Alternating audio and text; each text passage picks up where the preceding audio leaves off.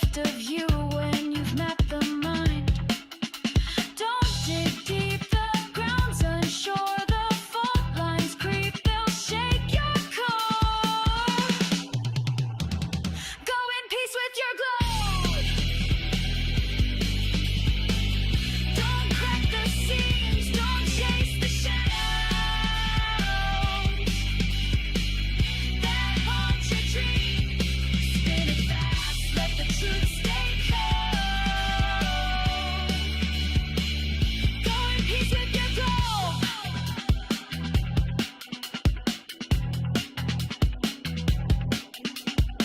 Not that you swear, it's never that. Don't weigh their names, don't lay them flat. One's your anchor, one's a fleeting mass. Compare their weight, you'll break the task.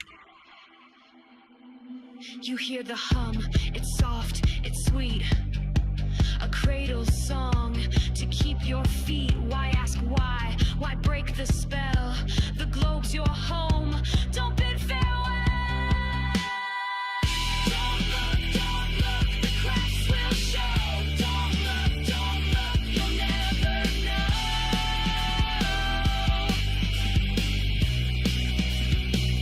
Go in peace with your globe.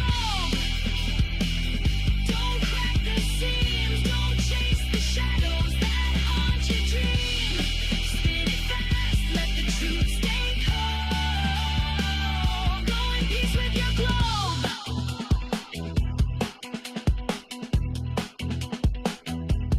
Spin it soft, let it glow. Go in peace, don't ever know.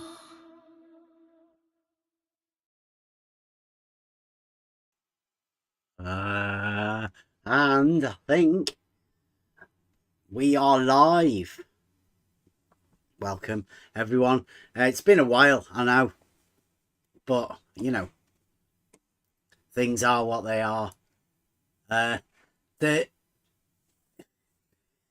It's become quite apparent that this isn't really the place for us. We don't really belong here, obviously. There's a lot of people that have assumed a lot of things about mainly me, and that sort of bled over to everybody that I seem to associate with, and our ability to have conversations within a certain arena or whatever, that these people that we attempt to communicate with, it does seem to be breaking down. But I think we're finding why that is, and it goes back to the ability to communicate. And I think sad to say that in this day and age, 2025, communication's broken down that much that not many people know how to communicate. Sad to say, and I think it was noted quite a few years ago, and you know, like a lot of people know that this, you can see it within society. There are people that you can communicate with, and there seems to be another group of people that you can't communicate with. I don't know. I've been trying to be able to communicate with everybody, but it has become apparent that not for the want of trying, right? That certain people seem unable to communicate with me. I mean, I do try. I try all sorts of different ways of communicating with everybody. The Discord server is open for anybody that does want to come and have a chat. Always open for any sort of conversation. We've been out and about trying to talk to people about all of these sort of things, and yeah, it's been interesting, like what we've learned. And I think what we have learned is that it's a valuable lesson that should be, people should be helped with it, but it seems a certain group of people can't be helped with it, and they seem to want to stop other people from benefiting from this ability to communicate with other people.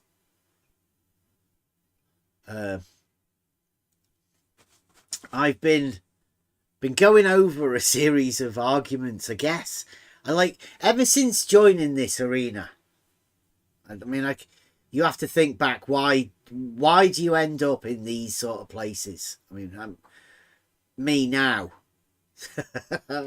sat talking to a group of people. I mean, it sounds weird. I'd never even imagined that I'd have thought it, and I'd never have thought that the hatred that comes from doing that. There's a lot of people that actively say I'm evil. Right? I've been called demon possessed, been called evil. I've said everybody despises me. That's what they've heard. Everyone agrees on all of these things. Well, I don't believe it, right? Because I know there's people around that I can communicate with, but they're the sort of things that people will throw at you. And yeah, I mean, you've got to have a tough skin, and you've got to be even tougher if you're ever going to be able to speak out for any sort of reason. And you best be willing to be silenced, and then people badmouth you whilst they mute you, because that's what happens on the internet these days. Communication is going to get harder and harder for people to go outside of their own circle to be able to communicate with others. And I would say that there's going to be a lot of lost people coming, who find themselves unable to talk to anyone for fear of, I don't know what, fear of just being separated and ridiculed or whatever, called a liar, called dishonest, for just wanting to try and talk to people. You would be surprised at how people get treated within just rooms where you're trying to communicate with people. It's not good. Let's have a look. Not many people are willing to post anything in the chat. PT, thank you very much, PT. PT's just done a video about Ranty's picture. You remember the picture that I helped Ranty back to the globe by showing him that the picture he'd spent 200 hours staring at was actually a composite. So thanks, Bev. Thanks, Ranty. Back to the globe for that one. So PT's just done another video bringing that back, but that's because Ranty's back. He's making videos about Nathan Oakley.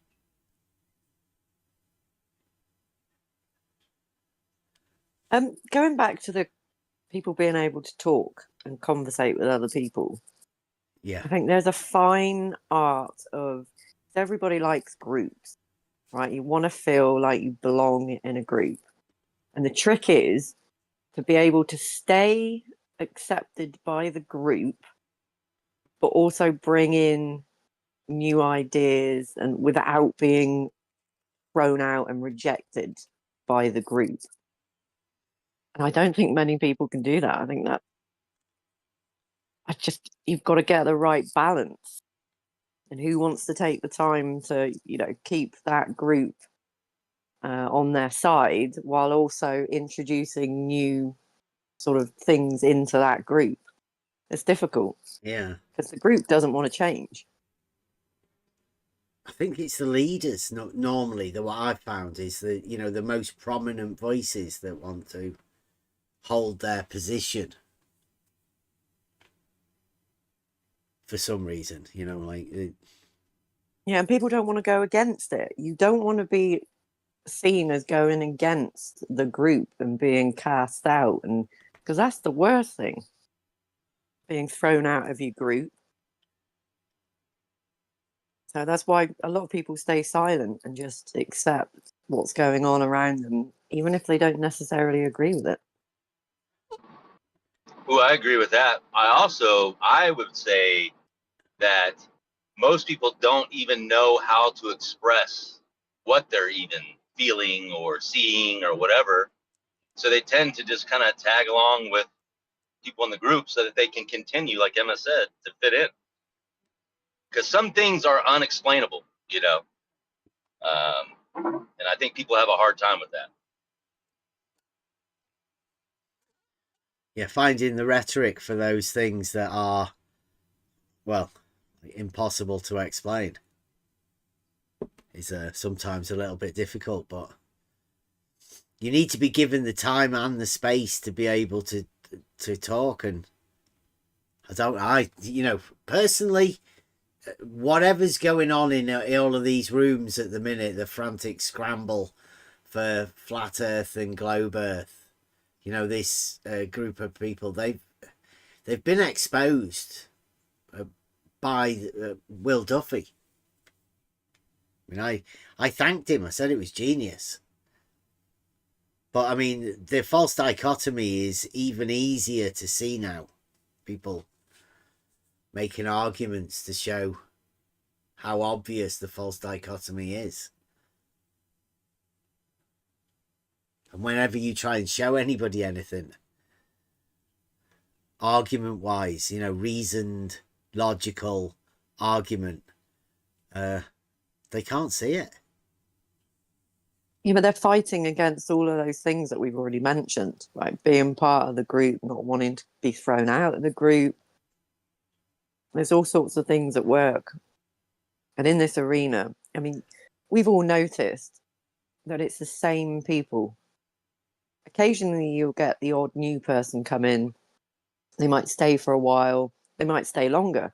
But normally it's the same, I don't know, 50 to 100 people in these Discords and YouTubes. Nothing ever changes. Their arguments don't change. They all stay in the same little groups. I find it fascinating. Yeah. Yeah, I mean, we stopped doing this just before the final experiment because I could see that the games that were being played, and I personally, I thought, you know, that I might have been able to make an influence on things that I was saying. So I wanted to keep out of it. So I was sure that I wasn't doing any influence upon it. And it turned out exactly as I called it.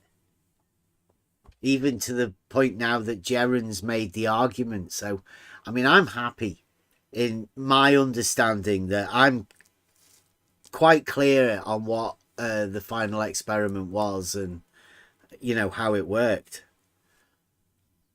Even down to the fact that I did actually talk to Will Duffy, and I think I told him all of this sort of stuff. I think I predicted with Will Duffy what would happen, the fact that flat earthers just won't believe it. There's a group of flat earthers that can't believe anything about the observations that were made by Will Duffy. Thank you very much. That's brought around because Jess Palmer, I don't know, this crown thing, #1 crown. So Jess Palmer says everything Will did was real fake. See, I don't think it was. I think he picked his man. He picked Jeren to go to this place where he knew the sun would circle. I think he knew what was going to happen, and he knew that once Jeren got there, he wouldn't be able to place what he saw on the model that he had, as shown by the argument that Jeren has made. Now that doesn't come from a place of fake. Definitely real. I mean, he's played and he's exposed the false dichotomy, the best that anybody else has ever done. So if it feels like it's fake, it's because the actual play is false dichotomy, and that's what Gerrans took it on the chin, right? Gerrans really had the false dichotomy. Yeah, of course they really went. Yes, there is a place that you can go to where the sun, at a certain time of year, where the sun circles you anti-clockwise. It's impossible to explain, but it is an observation in reality that does happen.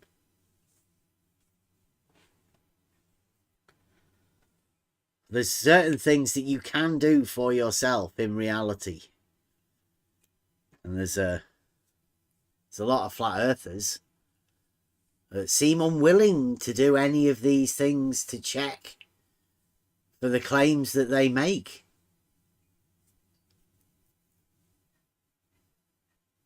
But I wouldn't worry about it, because apparently you don't need to do it for yourself. You just need to keep asking people whether they've done it.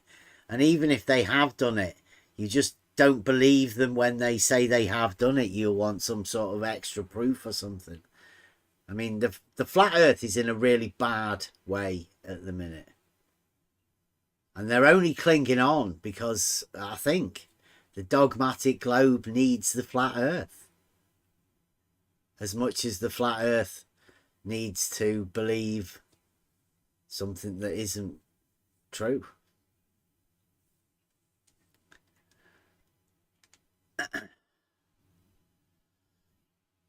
It's going to be hard work in the coming whatever for flat earthers and globe earthers, dogmatic ones anyway. You still imagine it's a sphere? Then I've got news for you. It's not a sphere. Everybody knows it's not a sphere. And everyone knows it's not flat.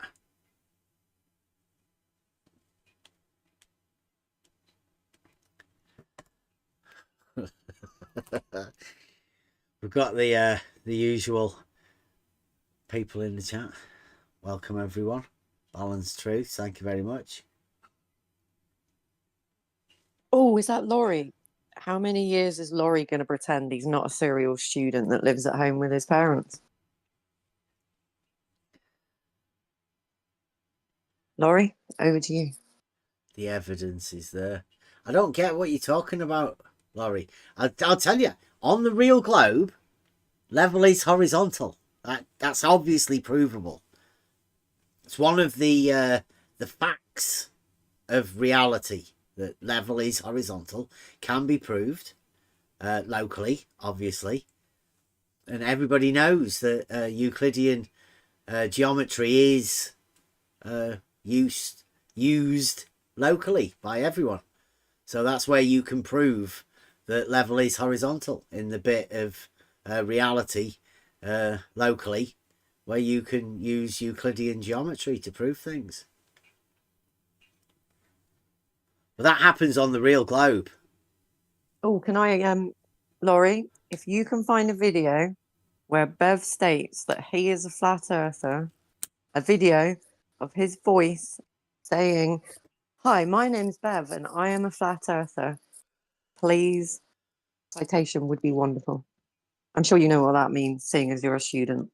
A clip of me saying it, yeah. Some sort of timestamp of one of the thousands of hours of me talking to people. You can also clip out all the amount of times I've said I'm not a flat earther and place that at the side of the non that you find of the other one. Just weigh them up, but like balancing scales. There's text, but you can make arguments. Like we say, anybody can make an argument. You are allowed to do those sort of things. I seem to have struck a nerve with Laurie, and I'd like to apologise. But Laurie, if you go back and see your first comment, I mean, come on, I was just giving you what you were giving. So, and also, where's this citation of Bev saying that? I'd love to see that, because I think I've probably known Bev the longest, and I have never heard him say that he is a flat earther. Not once. People imagine all sorts of things when, you know, they hear what they want to hear. In fact, I think let's see whether I've got a Logos gives me a load of memes and stuff. There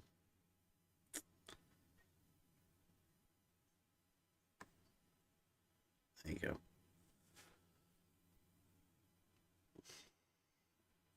Unhealed people hear with their triggers, not their ears.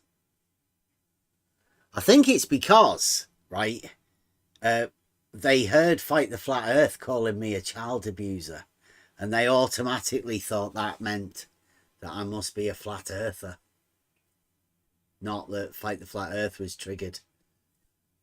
I don't know why all these people living in glass houses throw stones at other people. I mean, take Laurie, for example. What are you doing in this arena after all the years you've been here, Laurie, waffling on about unsubstantiated crap that you can't? Where's the citation? You can't do it. You just go around and throw accusations at people. That's your job, Laurie. It's boring. Haven't you got bored yet? Come on. You should be a grown-up. Move on with your life. Do something, I don't know, worthwhile. Going around calling people flat earthers all the time, is that worthwhile? Does it make a difference? I'm not sure it does. It's not really a way to combat any argument or anything from reality, right? This is why we can't have conversations anymore, because there's people like Laurie out there that if you've got a slightly different opinion to them, they'll just throw a label on you, and that's it. And then the Chinese whispers happen, right? And Laurie goes and tells his group, guess what? Bev's a flat earther. And then all of his group will just regurgitate somebody's what told Laurie says. that, right? Somebody's told Laurie that, you know, to say that, right? Somebody's told Laurie to think that. And Laurie has just gone, okay, yeah. Do you want me to go and post it in the YouTube chat? As if it makes it true. It doesn't happen, right? It doesn't, Laurie. You can't make me a flat earther. You are not going to recruit me into flat earth, because the earth is not flat. Simple. Like, and it doesn't matter what any people like Laurie say in the chat, or McToon, or Fight the Flat Earth, or whatever. Nobody can make me a flat earther, because I'm not a flat earther. I think Laurie might actually be related to Crit. He says the same kind of stuff, trying to get a reaction for people. But anyway, everyone in the chat knows exactly what he's like. Now, people watching the video back and reading the chat will, you know, they've heard what we've got to say. So we can just ignore Laurie, like pretty much everyone else does. There's a lot of people. Sorry, like Laurie. He's like one step away from calling us evil or demon possessed or something like that, you know. No argument, no proof, just claims, unsubstantiated claims of their own opinions based on the triggers that they've gained. Bobby Steels is asking, so why do this, Bev? But I'd like to ask, why do what? Yeah, why talk to people about things? I mean, there are millions of channels out there just talking to people. If Bev is the only one that you're asking, why are you doing this, then I have to question you, Bobby Steels. Why are you doing what you do, which is have a sock account and go around and troll flat earth, globe earth channels, because that is really all you do. So why do you do what you do, Bobby? Because that's what Bobby does. I suppose it keeps everybody else out of the YouTube chat, right? If your idea is to stop people coming and talking, to let everybody Stop, know that this is to what stop happens. people. Yeah, it's to stop people having conversations. You get people like Laurie and Bobby come in and try and just, that keeps everyone else from commenting. Because then everybody else will get tied into the nonsense backwards and forwards of ridiculous conversations. So we're here to sort of say, you know, what we do is, it's called advanced simplicity. It's to cut it down, cut the argument down to the core parts, the integral bits that you need, right? I mean, this entire journey for me has started by one comment from Emma. And that was a comment made to QE about the fallacious argument that he did. Mind your P's and Q's. And now, may seem like a little nothing comment. Doesn't really mean anything. And I'm pretty sure I've said this. I'm pretty sure it doesn't really mean that much to Emma either. But it has. It's meant a lot to me. Like, this journey has been absolutely amazing. And I've learned so much from that one comment. And that's all it takes, is for people to be able to be at ease with each other, to be able to talk freely, openly, without any chance of ridicule or anything, just to openly say these things. And Logos throws these little gems in. And over the years, in this one little Discord server where people can, you know, just talk and create, right? The mind roams free in these areas. So we talk, and yeah, we've come quite a long way. And I've been asking people recently, just going around talking to the people that we have talked to over the 5, 6, 7 years. But I'm going to say 5, right? 5 years, the last 5 years since the inclusion of this argument, and when Emma said that to me, probably 5.5 years ago. How much has your argument changed? And every time we talk to people, it seems like we take arguments off the table. Now, I mean, that's not intentional. But, I mean, I think it is going to show that I don't think you're going to be able to do arguments out in the arena anymore. Not reasoned arguments, anyway.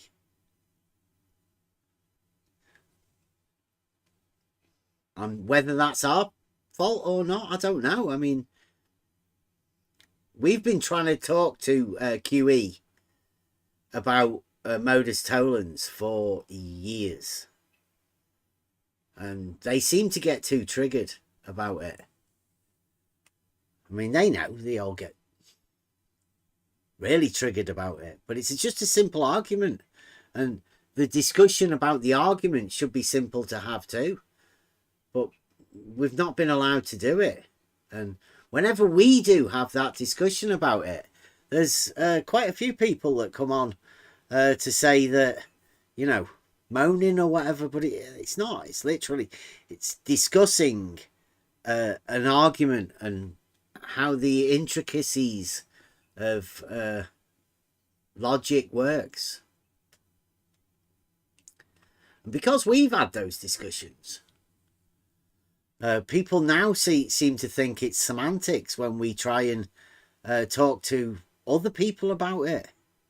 It's almost as if we have an unfair advantage in discussing logic with people, and argumentation and different forms of argument, and, you know, how it's all structured in a simple way. And nobody wants to come across as being superior in any of these things, because That's not the way it works. This is meant to be a simple, reasoned process. And reasoning is the thing that you're meant to be given by God. It makes man different from the beasts, is this ability to reason. Well, it doesn't seem like there's very much of it anymore. I can't see it anyway. I can see a lot of people who shy away from it, discussing things.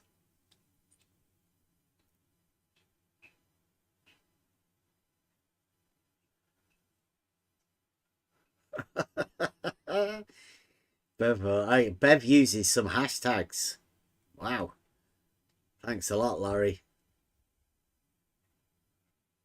Yeah, Flat Earth Defense. If you go and check Twitter. I remember this. Okay, so Laurie, that whole thing was actually in defense of flat earthers, because why should a group of people who have a different opinion be harassed and labeled by people like you, Laurie? So I like to stand up to bullies and people that are bigots, and you are one of those people, Laurie. That's what the whole flat earth defense is. It's nothing to do with being a flat earther. It was defending people who have a different opinion to mainstream. Why shouldn't they have a different opinion? Why not? Who cares? Let them get on with it, Laurie. But for some reason, it bothers you that much that you have to hang around and call these people with different opinions names and troll them all the time. Why is that? I think that's a reflection on people like Laurie more than people who have a different opinion to mainstream. Can't even spell Earther. It's not even a real He's getting, word. I know, he's getting a little bit. You were harassing him. Triggered. Like, I mean, how dare you comment about what he's writing in there? That looks like a harassment case. I mean, come on, Laurie, grow up, man. Please. You're the one that's commenting in the chat. Who's harassing you? I don't know, but I think, Laurie, for your own sake, you might just want to take a step back and go and have a cup of tea or something and chill out. Yeah. He's starting to sound a little bit weird. Everybody knows I'm not a flat earther, Laurie, so he's coming across as a little bit deranged. I could do the thing that got me banned from Geos, but I won't because it'd be on your live stream. But I could flip it around. I could do it. No, but I could do to Laurie exactly what he's doing to Bev right now, and use. I wouldn't call him a flat earther. I'd call him something else. Right? People could probably pick it up. Why can't I label Laurie as being this really bad, horrible thing? Because he seems to be able to go around and label people whatever he wants. Why can't we do it in reverse?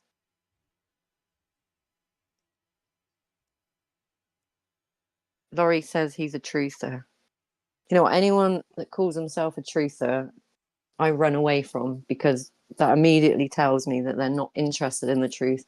They're just interested in virtue signaling that they think they have the truth. Anyway, I'm going to shut up now.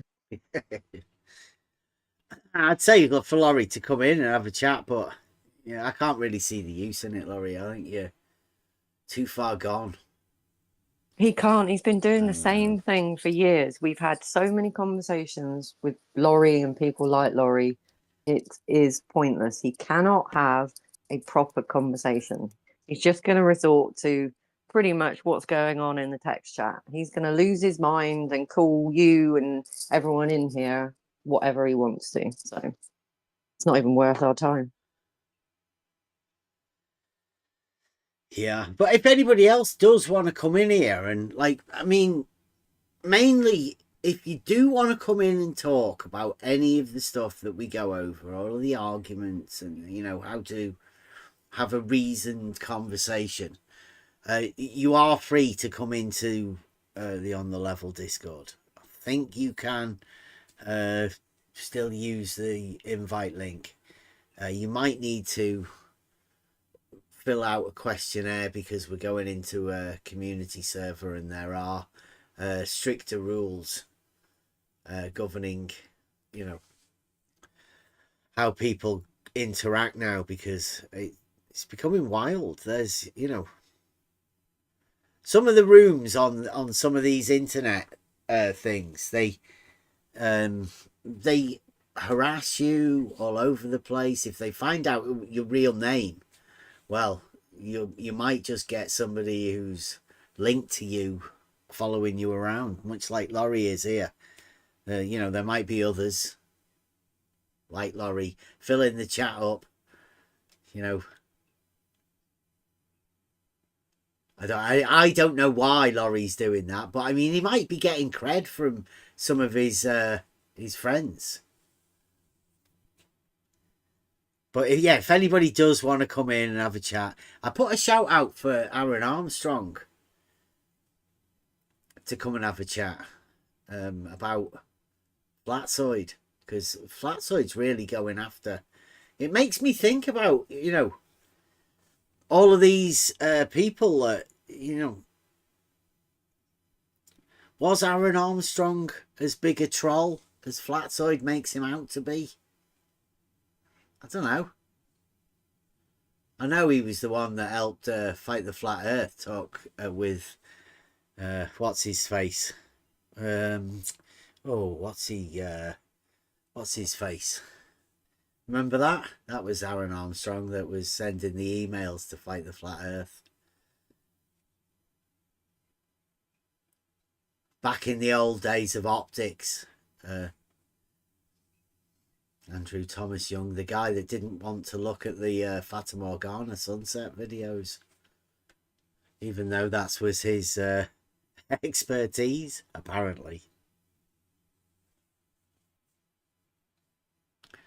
Travis talked to him and 10th Man. And we've been in this, you know, arena for quite a while, and we've experienced quite a few different personalities within it. So much so that I think we know just about everybody, and we know just about everybody's game as well. Yeah.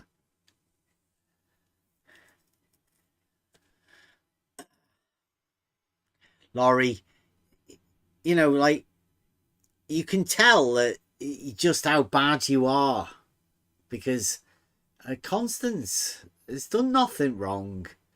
There's loads of people, you know, like, that just want to come round here. At least Constance puts it out in the chat, so thank you very much, Constance. And everybody knows what Laurie's like, and you sort of begin, once you've been in this arena for long enough, right, you become to realize that it's like a daycare center for some of the most sort of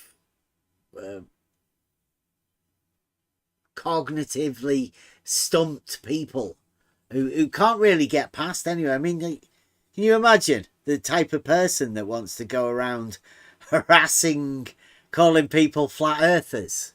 I mean, it's absolutely ridiculous that somebody could ever contemplate that the earth is flat in the first place, right? But then you've got people like Laurie that go round saying that people actually think that when they blatantly say they don't think that. So that's the state of the world in 2025. Laurie's got nothing better to do. I mean, it's sad when you think about it. Really is. But hey, if that's what people do with their time, and they want to get a little crown on the chat, welcome to it. Until any of the mods have had enough of you.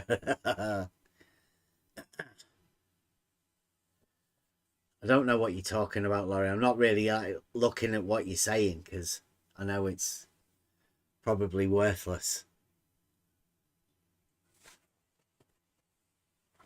So, what we've got here, particularly in this Discord server, is a structure of logic, a reasoned approach from first principles. And the idea of t-shirt logic that was born years ago still exists, right? It's a way to give logic to somebody in a conversation, sort of, but deliver an argument. But within the argument, there be a few learning experiences for everyone within the conversation, being able to communicate these sort of things to people about, you know, facts in reality, maybe a bit of mathematics, bit of geometry. People might not be interested in it, they might be turned off, and I mean that's good enough. Everyone knows tis globe, and it is quite safer to say, you know, tis globe as soon as possible. I would say that to anybody entering this arena. Just put that in the back of your mind that, you know, at some point you're going to be saying tis globe. You just want to make sure that the reason that you're saying it is a genuine one. You don't want to be fooling yourself. You want to be able to have a structure of logic to be able to say it with confidence. Yeah, tis globe. Tis globe. Yes, Bobby. We've been saying it for ages. We can actually prove it through a logical structure, which I know may seem rare, but it is still available for use by anyone. Logic, reasoning, not all lost.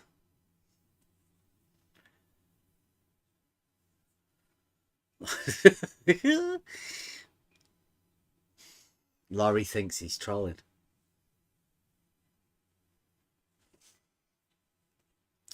Laurie says, in either case, I troll Bev because he trolls other people. I don't consider trying to communicate with people about arguments and, you know, proofs. I don't consider that trolling. Laurie, I know you guys might, but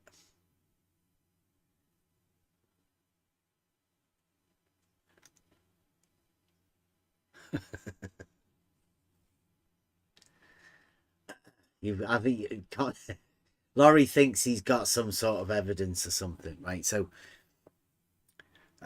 we have got some arguments prepared, but I don't think that's for tonight.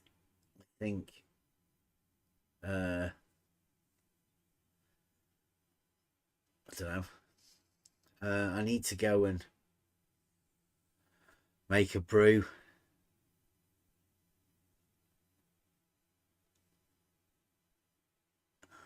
So get some music.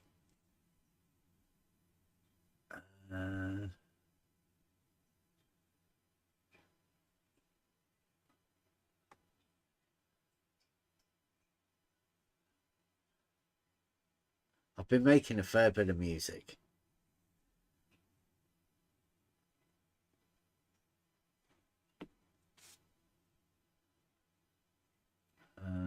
What about this one? Right, I need to go and make a brew. So enjoy yourselves. Listen to some music. I don't know that it's been a long time since you had faith in shadows. Taught me in my early years, but now I have you to follow.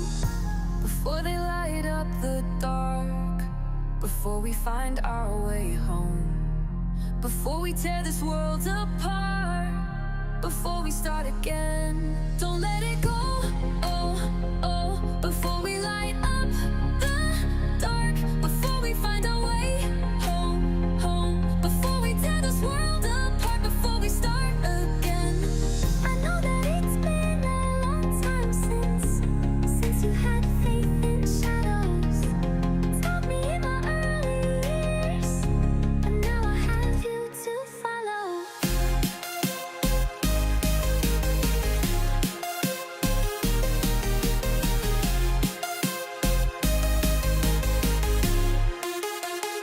Don't let it go, before we light up the dark, before we find our way home, home, before we tear this world apart, before we start again.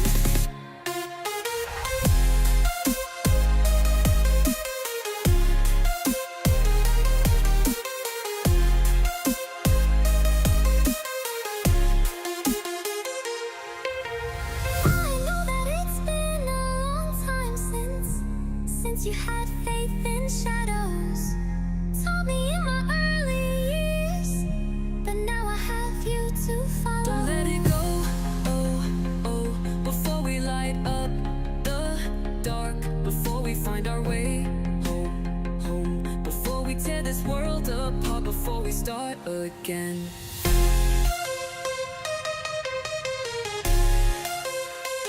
Don't let it go, before we light up the dark, before we find our way home, home, before we tear this world apart, before we start again.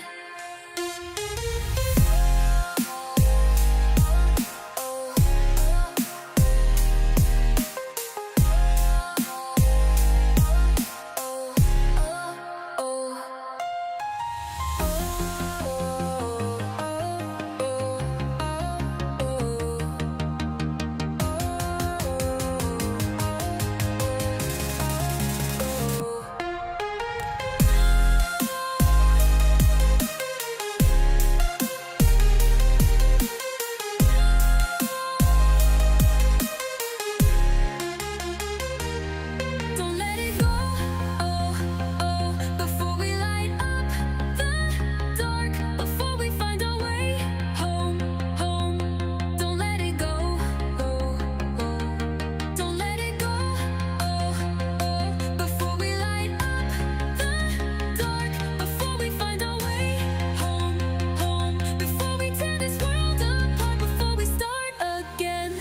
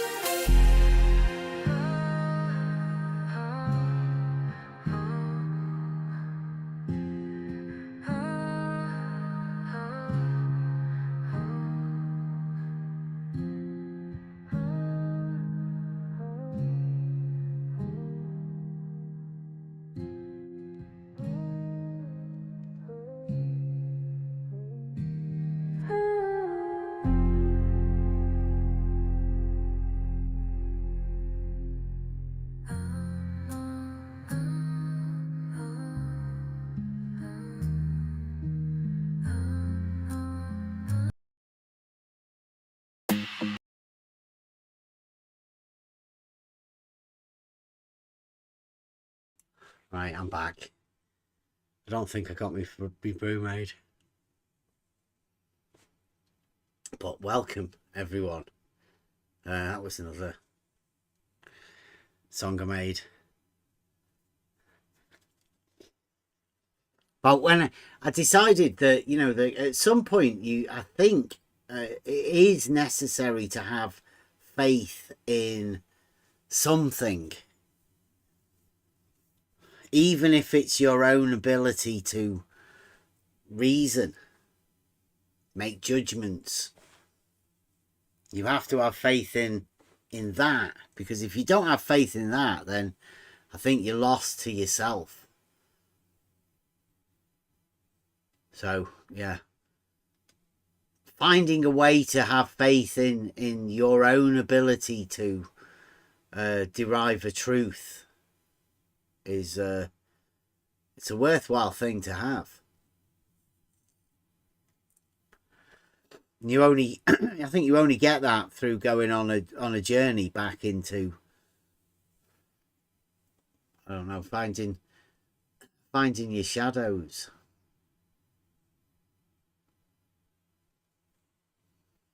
Thank you very much, Constance.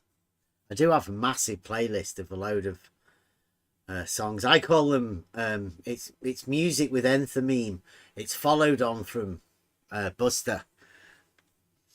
Buster taught me that if you're going to write a song, you should try and put an enthymeme in within it, a little message that unspoken for some people to hear, and you either hear it or you don't. That's what we try and do.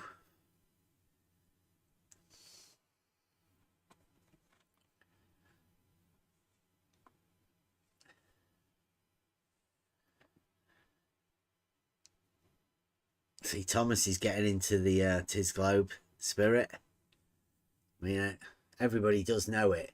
Most people are taught it, you know, within that early formulative years. They're given it as a shadow within the grammar model that they have.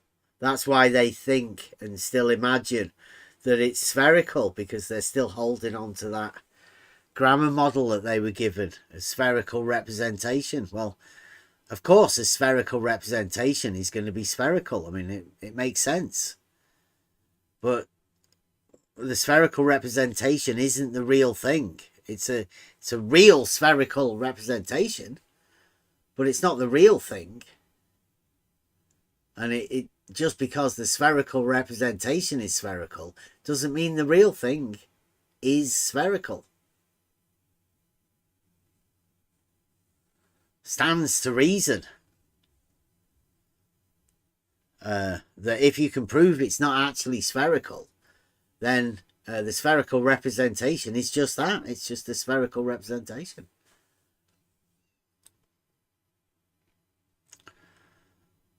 But I'm guessing that is part of a reasoned argument that doesn't seem to be allowed in these arenas anymore, because, you know, obviously it's maybe a little bit different, maybe it's a little bit new, maybe it's a reasoned argument from reality, maybe there's a little bit too much logic, maybe the argument, you know, always starts with the linguistics. So another one of my senseis taught me that the law of identity is pretty important. Possibly one of the most important things.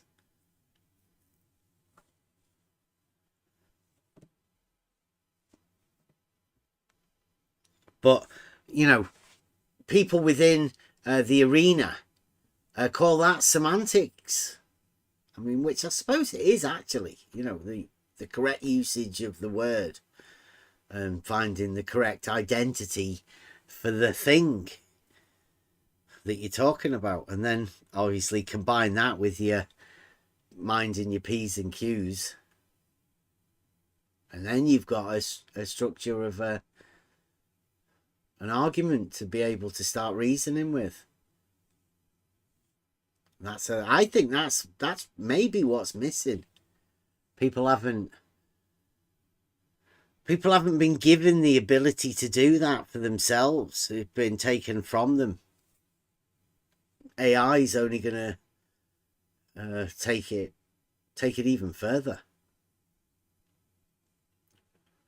That's why over the next few years, Grok's only 2.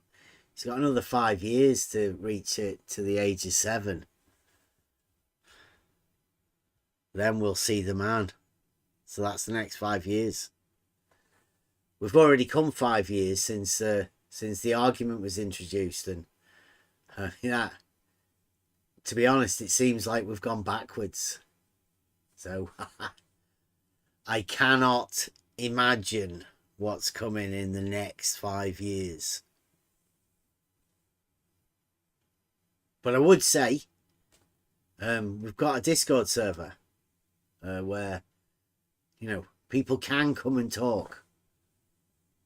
And I mean, you can come and talk live now if you want. If anybody does want to, you know, come and voice any of these opinions that people seem to have about, you know, shutting down conversations or stopping conversations from happening, they can actually come. This is the place you can come.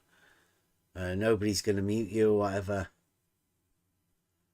providing you can get in, have a reasoned discussion. That's what we're here for. I mean, we keep trying to go out and have these discussions with other people, and it is getting increasingly more and more difficult.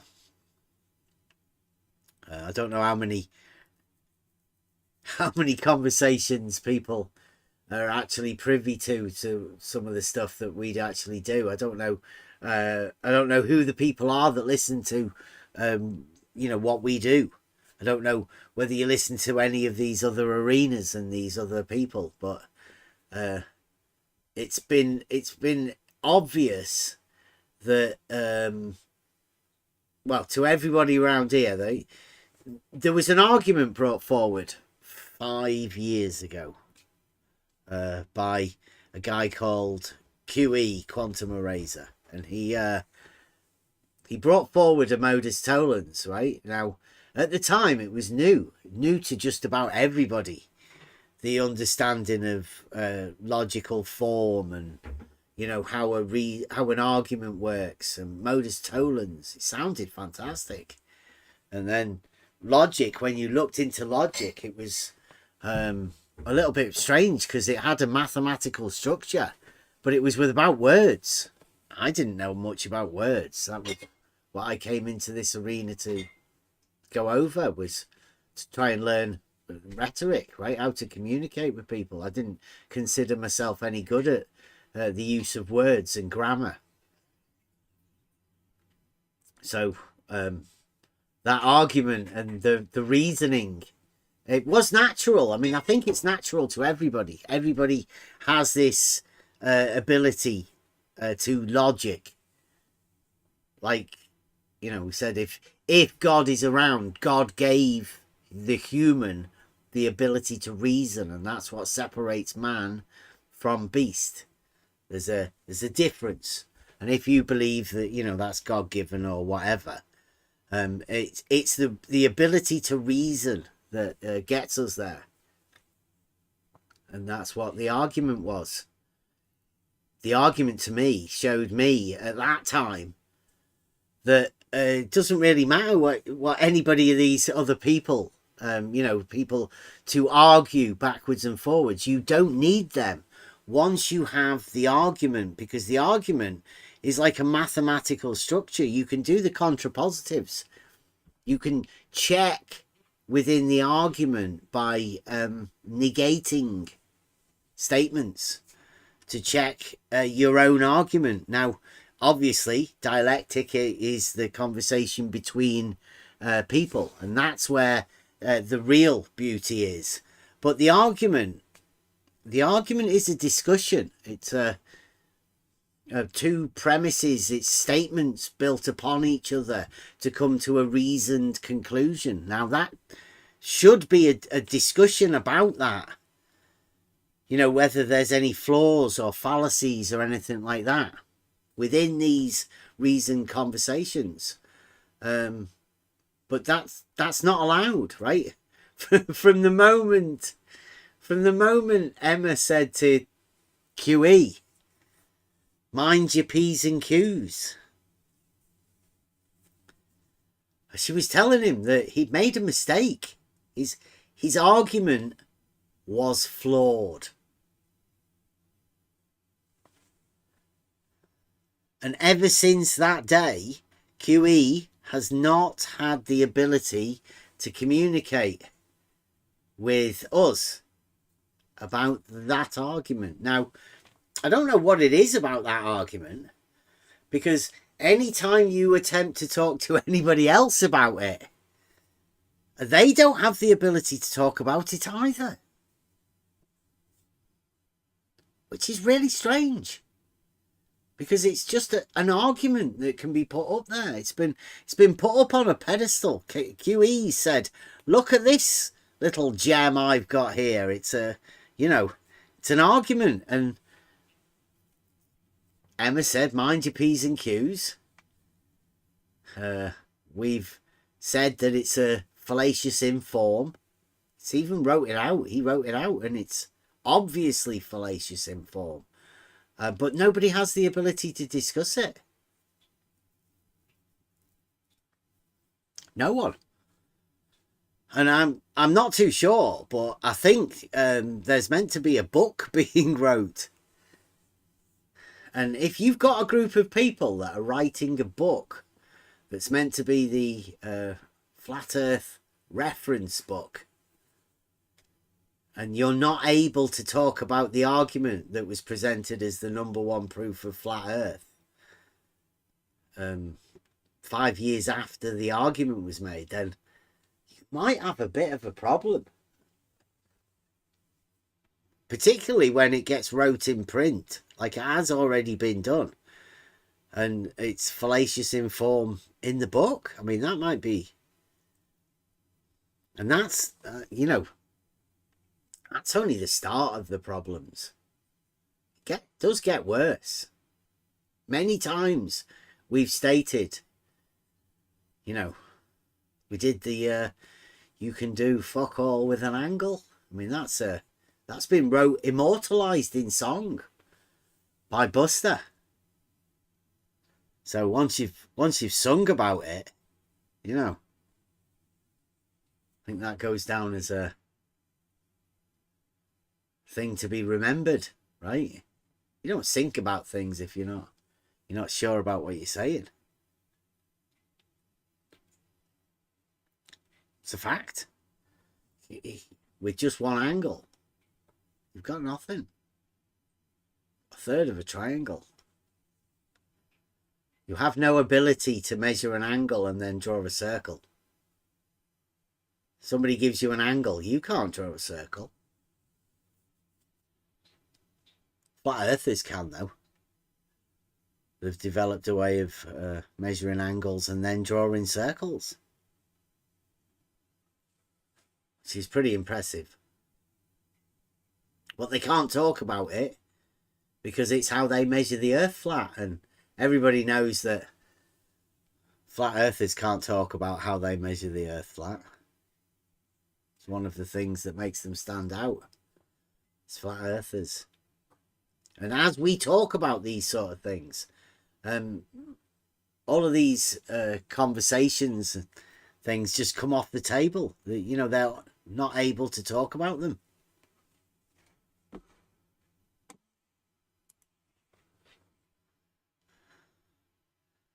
But you can talk about them in this Discord. People will allow that. Talk about how we can prove the globe. However, it's a bit too distressing for people. Most of that sort of stuff, it needs to be done in a one-on-one conversation. I don't think most people are ready for proof to start off with. So if you think it might shock you or something, or if you're not ready for logic from first principles, then maybe this isn't the place for you. And that's okay. Nobody's forcing any of this on people, and like we've always said, I don't think this is for everyone, right? There's some bridges aren't meant to be crossed by certain people, so it's okay.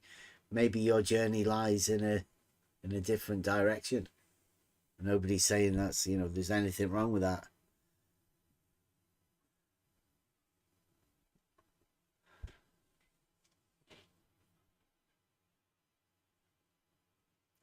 Constance says, years of false dichotomy has these effects. They focus on the fallacies and call each other names. Yep. But the calling fallacies requires you to have an underlying understanding of the logic. And I mean, it's all well and good to call out these names of fallacies, but that doesn't really help anyone understand what the fallacy means and where the fallacy can be understood to people that don't know what they are. Nobody really wants to ask, what does that mean? Even what does fallacy mean? Some people might not even know that. I mean, it doesn't mean that they don't understand the underlying logic, but I mean, some of these words, they're beyond some people. Just because we're privileged to go over these sort of things and have these words handed to us, not everybody goes through those sort of things. That was the underlying thing behind T-shirt logic, was trying to hand this logic as a mathematical type discipline to people on a level that you should be able to understand, simplifying how the structure of an argument works. That was the idea and the concept of T-shirt logic, and I still think it has a worth. It's just, I think we've found that there is a group of people that seem to actively push against it, and that's not a good thing, really, because if they just turn into naysayers. Well, did you just do that, Emma? If you did, that was good. Did you? Yeah, I was trying to figure out why I can't see the crowns. Yeah. When I've watched other streams and I can see the crowns on the names, but for some reason on my phone, it's just nothing. So I went to my PC and I was looking there, and it works there. I can see the crowns, and then I found the moderation bit. Yeah, I thought I did think I'd already switched that on, but I mean, I think there might have been maybe an it's got to update be. or something. I think you've just got to do it every stream, possibly, and then that's the first time I've seen all that. So maybe they've changed it. Yeah. Yeah. Well, it's good to know that you can do it now as well. I'll leave all that up to you. Thank you very much. Yeah, if anybody does want to come in and discuss any of these sort of things, please do.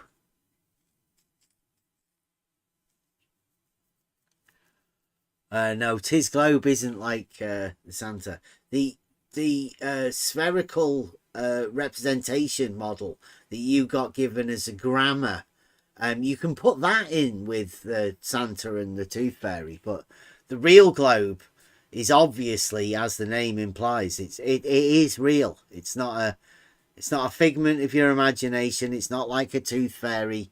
It's actually real. That's where the proofs of reality lie, within the real globe. I mean, it's not fictional.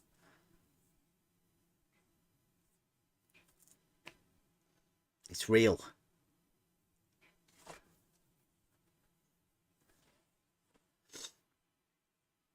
So, and it can be proven through reasoned argument as well. And if you can't, I mean, how many people here can have a reasoned argument for reality?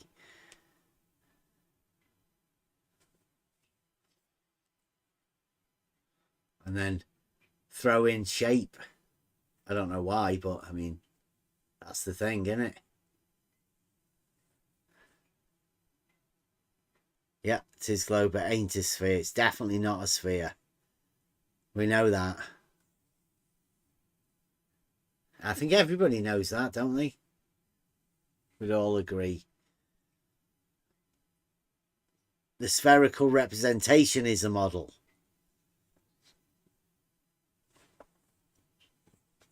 You can tell that because they're little tiny things, aren't they?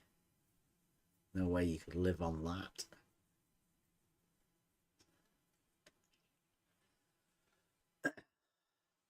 But we've been going over just the argument, you know, and of course you require an argument to be able to prove anything. I'd say in order for you to find a truth, you require an argument.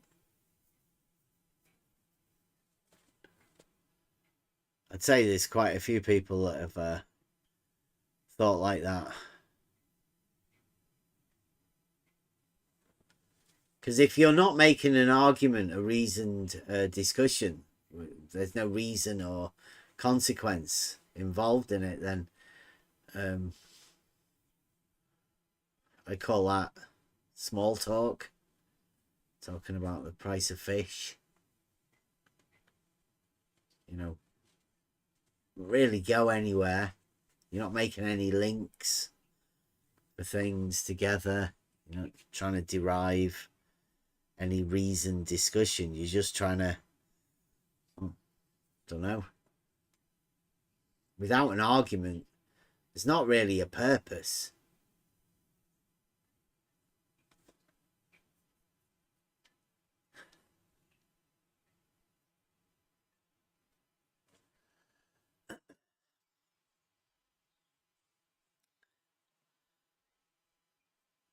So that's what we've been doing. We've been talking about arguments and how the argument has progressed, and we've been having a discussion with people, and I'm still open to have discussions with more people if anybody does want to come and talk about logic and the argument and how it's changed over the years, how they've grown, how their arguments have changed. Then just get in touch, come on over, or I'll come and have a word with you wherever. It doesn't really matter. Like to expand the rhetoric wherever possible. So I've got a few examples of how over the years these arguments have changed. I've got a few videos involving McToon that show that what he considered his argument from a few years ago and how that's changed to today. There's Jared that has made an argument about his observations that have obviously changed since his time 5 years ago. There's a guy in 24/7 called AI Overlord that we've been talking to him. Now, his argument has changed. It's not really his argument, really. It was an argument that Emma stated in a video that he did go along with, but he subsequently decided to change. So we've got examples of, how these people change their arguments over the years. Obviously, you've got QE and Nathan and 10th Man and, like what they imagined as an argument to focus on. And then we have our arguments that we've made. That we can show the progression of how our arguments have structured and changed over the years to end up proving the real globe, right? But that's a long chain of argumentation, right? But I mean, I think we have to go, as always, what we do is go back to advanced simplicity. We go back to first principles, and I think that's what we're going to be doing that's what I'm going to be doing anyway. I'm going to be trying to structure an understanding of logic that's simple. And now if anybody wants to come and discuss any of this sort of stuff, no matter how much, whatever you think of your understanding of it, please do. Please come in here and have a discussion. It will be helping how we are able to communicate this through rhetoric, to be able to discuss these arguments, statements, or whatever with people, and you know how we can structure the building of the arguments.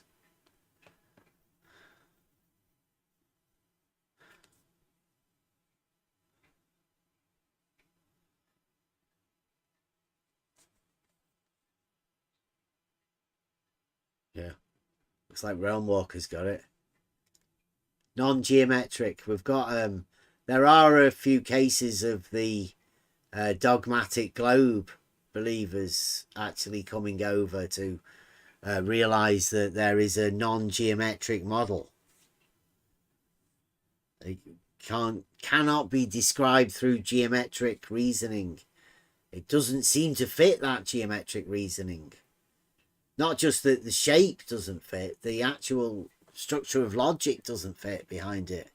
That's why we call it non-geometric, because most people understand geometry as a shape-based thing. But I mean, it's much more than that. It's a structure of logic that derives proof on proof on proof, right? And now if reality doesn't fit that logical model, then you just have to say that reality is non-geometric. It just doesn't fit that logical reasoning.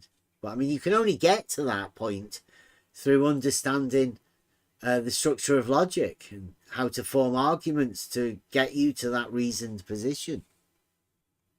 If you're not willing to do that or even discuss it, then how do you get there?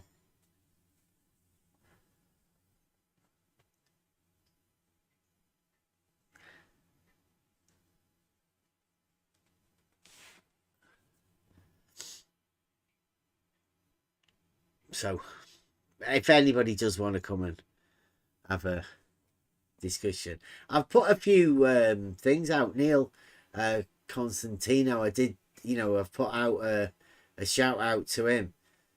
There is an argument coming that, I do feel bad for the flat earthers. I want to sort of have a discussion with some of them to at least let them know. But I fear what they're going to do is they're going to say that that's not an argument, or we don't do arguments anymore. We never made that argument. All sorts of reason things that they've been saying about all of the other arguments that we've ever made. But this one, I don't know.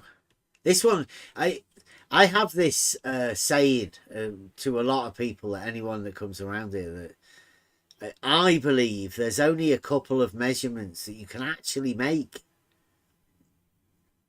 I don't know whether you'd say that about this one, because this one's involving 2, 3. I guess 3, at least 3 measurements. And the other one is just a simple measurement. 33 feet. Shout out to the 33 feet. But this one is if you measure an angle at your location, right? Anyone can do this. Well, providing you're not on the coast and you can at least move north or south 69 miles. At the location that you're at, you measure an angle to Polaris. Apparently, it doesn't matter what elevation you are, whether that would matter for the accuracy or whatever. It depends on how accurate you have an ability for measuring these angles. But, you know, as a thought experiment, you can measure this angle at your house. And then you can move 69 miles, either north or south of that location on a map, right? So you could get a scale ruler and actually measure it on the map and put a little X on the map, and then head to that location and then measure the angle to Polaris, and it should have changed by 1 degree. Now that is a measurement that you can do yourself. Anyone can do that. That's in reality, isn't it? Absolutely. Yeah, and anybody can do it. I mean, it doesn't need you to have a model or a concept of the shape of the ground or anything like that. It just is what people do, and what people do when they're navigating and that kind of thing. I know people want, you know, it's funny kind of the things we've kind of been asking people about, these measurements that they've been claiming for ever since I've kind of come around and been asking people and listening to the stories. But, you know, it's kind of the data I collected, but now when I kind of question people about it, either selective amnesia or they're just denying they ever said it. Never said it. Never said they measured an angle to Polaris. Not 69 miles. Who measured it? Who's the name of the guy who did it originally? And, you know, but they've been saying it for ages. It formed my picture of what they were talking about. It feels really strange to now get to a place where they deny anybody ever said it by the same people who were saying it. It's amazing. Yeah, you know what they're going to say, though? They're going to deny that anybody ever said that they didn't say it. I mean, if you listen to Nathan Oakley, you know damn well that, you know, for a year and a half now, his proof for flat Earth, and he said he never had one for years. Never had a proof of For flat 10 Earth, years, really. he never had anything. Yeah, I mean, that's from his own mouth. We're not making it up.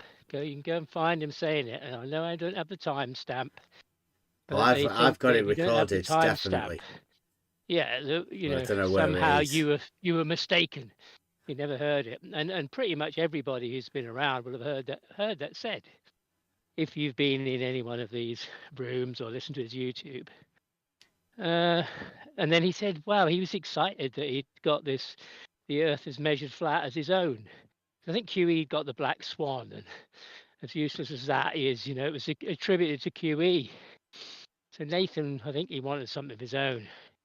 Put a little tag on Nathan Oakley's proof. So, you know, he did say, you know, initially when he was around that he his sort of bravado and aggressive kind of attitude was a mask of his lack of confidence. I mean, he said that. And you know, now if I'd have only known the Earth was measured flat, you know, 10 years ago, you know, he says. And he said it. He says, you know, this is how you do it. Latitude. You know, that's his proof of flat Earth. And the latitude for him is derived through, I guess, 10th man who seemed to bring it to the people.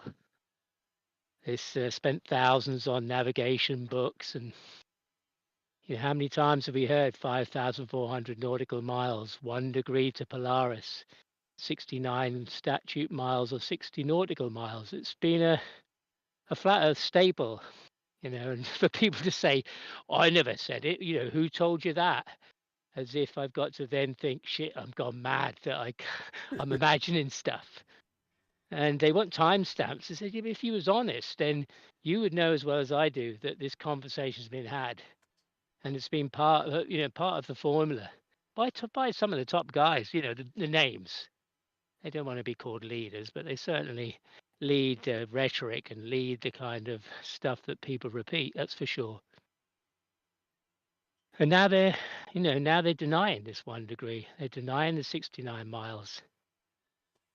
And I think it's because, we have pointed out that there seems to be a sort of geometric dysfunctional malfunction issue between the radius and the circumference. And it's a geometric function. There's no getting away from it. One thing, obviously, axiomatically, in a sense, leads to another. It's geometric. So, this seems to have thrown a bit of a spanner in the works. I mean, was it, Sov last night was saying, what we know is they're both the same. The circumference of the flat Earth and the circumference of the globe are both the same. And I didn't get out of him what actually Well, it's got to makes that be. so. It's got to be given Yeah. by the globe numbers, right? Because the flat earthers won't give you any numbers of their circumference. No, but I guess by saying they're the same, then they are committing to the 24901, Yeah. I mean, I don't know what it is for them that says it is the same. Yeah, how do they derive it if they're saying how it's do the they same? know it's the Yeah. same? Because if you say, well, what's the measurement? Well, have you measured it? Have you actually been all the way around? In which case Nathan and QE say that all of the numbers and all of the measurements come from a flat earth. So that whatever the numbers are, they must have come by Nathan Oakley's own statements. They must have come from a flat earth. Exactly. But they don't seem to know that's how. And I mean, it's not, for me, it's not, illogical to listen to what somebody says and say, well, all these measurements came from the flat earth in the first place. And then from Oakley, they were put onto a cylinder and then projected onto a globe and blah, blah, blah. And so, I did ask him, how, where, if they were measured on the flat earth, then obviously they were measured somewhere. What are the original measurements? I remember ages ago asking, where's the 3959 then? What does that relate to on flat earth? What was the measurement on flat earth that was then projected onto the globe to be 3959? Help me understand where that's come from. And the only explanation I've had, and it wasn't from Oakley, but other people, it's the height of the celestial sphere, almost like the firmament in a sense. Yeah, but you And that's the height can't of the you celestial can't sphere, put the but height, right? Because that's been stated, right, by people like Nathan Oakley, right? The trigonometric functions can't be used when associating it with the h value of the triangle, right? So in that sense, these triangles that they use for elevation angles are non-geometric triangles, right? Because they can't follow the trigonometric functions that normal triangles would. Yeah, I mean, and we've noticed, when particularly Nathan, because he has lots of images, and he has an image and says, we're at the center of hell, and he represents a ball, and has a flat elliptical plane in the middle where the flat earth lives, and says that all that was projected up into the sky, and that's where they are. But if the 3959 is up to that celestial sphere, that is on the same arc distance, or the radius distance, from the observer up to that celestial sphere. It's depicted as being the same radius to the equator. Yeah, I think you're losing people. I think this is on his image, Well, anyway, okay, but they are, as you say, Nathan says they're measuring for every 1 degree angle. They measure to Polaris, they get 69 miles. Here, take this, right? Are there any other measurements needed to be taken other than that 69 miles per 1 degree? I mean, could you measure that 69 miles per 1 degree, like in multiple places? And once you have that understanding that there's a linear relationship, i.e., mathematically linear, whereas every degree that you ever measure anywhere has that distance between it, as long as you go north Yes. south, right? Just Yeah. the 69 point whatever, right? I don't know. Yeah. Do you need Yeah. anything else other than that? But to derive what for what? Everything. I would state that for saving lives at sea, Oh, the yes. only thing that is ever needed to be measured and verified, you know, is in as many places. Everyone can do this. Everybody that's listening now, all of the flat earthers, all of the Yeah. globe earthers, everyone could do this very thing and check that 69 miles is the actual thing. And then I think that's the only measurement that you would ever need to make. If you could Yeah. safely 'Cause, say I mean, that 69 miles happens everywhere. Yeah, I mean, because we were talking the other day about, you know, what numbers are constant that, you know, that they'll stand by. I mean, you know, anybody, you know, whether it's the globe or the flat earth, but we're talking about the flat earth, what, you know, what are the numbers that are constant? Because if they're denying the 1 degree, they're denying the 69 miles. I thought they were constants, but, you know, so that's what we were trying to find. What was the constants that we could rely on and we could refer to, and everybody would say, yes, we agree. Well, I think devious. that's what Dr. Shiva could have done, right? Or Dave Weiss could have said that. Definitely, yeah. Like, because you couldn't get a an understanding, right, of both the flat earthers and the globe earthers. I mean, I know now that we've started talking about this, it's probably off the table, right? But this should be something that, regardless of whatever model you imagine that you live on, this is something that you can do in reality that will always be true for everyone that ever does it. I mean, there's plenty of other regardless things, of right? model. Yeah. Yes. This is a reality measurement, and yes. And yeah, people, I know Nathan says, you know, celestial angle, celestial navigation, saving lives at sea, but without these numbers, without these distances and circumference of the equator, then shipping, navigation wouldn't function at all. And it's about saving lives. So if the flat earth has a radius value of 90 of these 1 degree increments between the North Pole and the equator to equal 6,210 miles, that, and with a radius the same as a globe of 24,901, there's something really badly going wrong, because that isn't the that radius will not derive that number. It derives a much bigger circumference. And then if that's true, then, you know, these navigators are it's not gonna save lives. They're gonna run aground. They're gonna run out of fuel.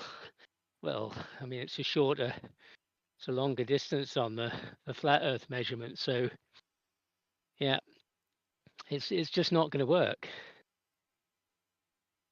And yeah, and then when you talk to Flatsoid or Solve, or those guys over there, they say it's the same, and then they try to claim that the arc distance on the globe is called a radius. That is the radius, and I don't know, just some simple mathematics, not that complicated, but well, if their distance is true, then they have a different value for pi, or the circumference is wrong. So, you know, I guess this is what's thrown them into the turmoil of you know, how do we explain this? What do we do with it? How do we deal with it? ignore it, call the people who are asking questions mad, say they can't add up. Well, I mean, first off, can you measure the distance? Can you do it yourself? What does that distance Yeah. mean? And then can you use that Yeah. distance to imply mathematical whatever? I mean, like, what can you do with it? I mean, that's what everybody's Yeah, I going to have mean, to start asking themselves, right? But first off, we make sure that the 69 miles is a given, right? yeah, Nobody wants to be fooled. I don't want to be fooled or no, whatever, right? And well, it does seem like no, this and is I one of don't. those things that you should check for yourself. If you don't believe it and you don't believe the weight of evidence behind it, then you should go and check it for yourself. You do have the ability to.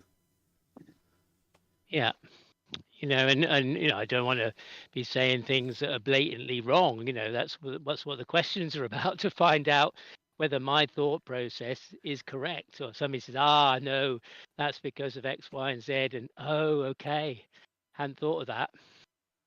But yeah, which leads, it leads to a logical conclusion, and yeah, I've kind of also, my little journey is kind of begun to really see the importance of the argument, Have you seen making an what argument, not Saragaki's put bickering. in the chat for you? He made a picture like it was a few years ago. Nathan does have the recording, and he should really put it out. I suggest Nathan should put it out if he dares. He came over here and asked us about his angle, and I was telling him that you can do fuck all with an angle, and he took offence at it. So there you go.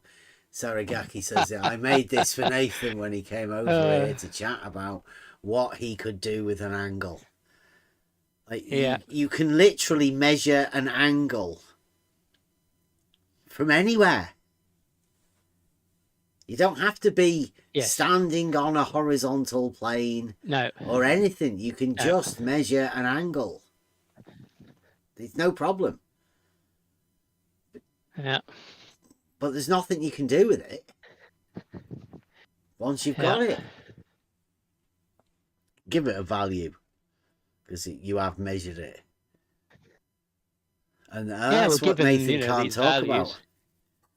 yeah, I mean, given these values that are, I've collected the data. I didn't make this up. Because I first began to see that there were things that correlated, that the flat Earth model and the globe model had figures that were exactly the same for some things. And then I went along the path of, if the Earth was measured flat and everything came from those flat Earth measurements, then where did they go? Where are they represented on the globe, and how, if it was measured flat first?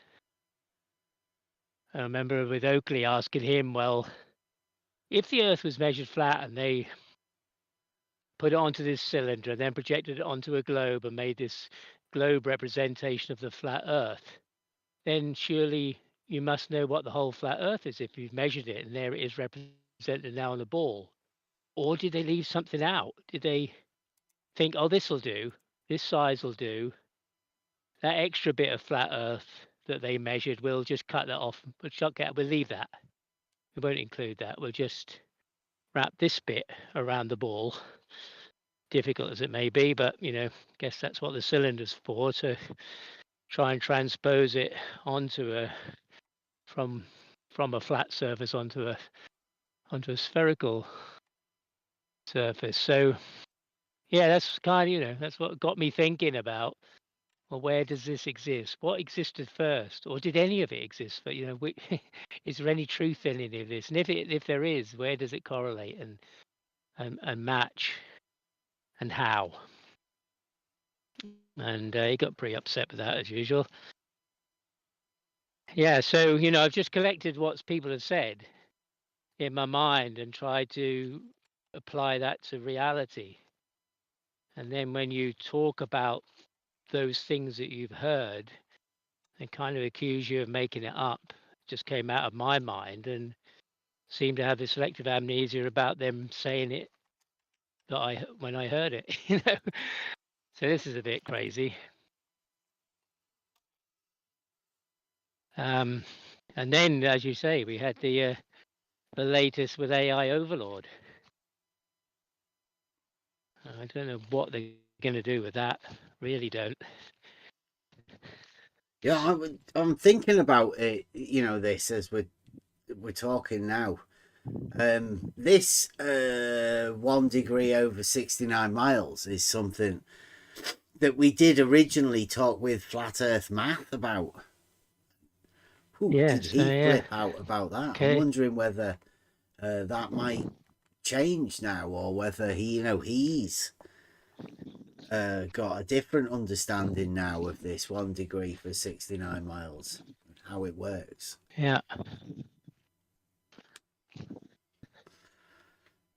Yeah. And now, flat earthers, you no longer have large bodies of water seeking level as an exclusive proof of flat Earth. Yeah, That's now just sort of gone down the straight drain of the equator hole, I think. that's a hard one to to sort of comprehend, really, right? Because it to me, I had it as a nonsense to start out with. You know, Yeah. how Right. large bodies of water lying, I don't know, whatever they used to say, right? It just didn't make any sense, because I've always said the water level is the tool that establishes the Yeah. horizontal plane of reference, and the surface of that water within a tube, it isn't flat at all. Like, I can't think of which part of the surface of the water would be flat. It just doesn't make any sense. You know, the equal heights of the columns, I mean, can be spoken about as being as an equal point on the vertical datum, but the statement about water lying flat is it just doesn't make any sense to me. Yeah, I mean, I guess mean sea level being a point on a vertical datum, I mean, when people, the flat earthers, they say sea level, they say flat horizontal, because it says level in what they said. And then they try and relate it to mean sea level, which is only a point on a vertical datum. It's not a horizontal reference of any kind in and of itself. So, but now, and we, we've had those conversations over and over and over again with people about mean sea level as a point on a vertical datum. Don't be stupid. Yeah.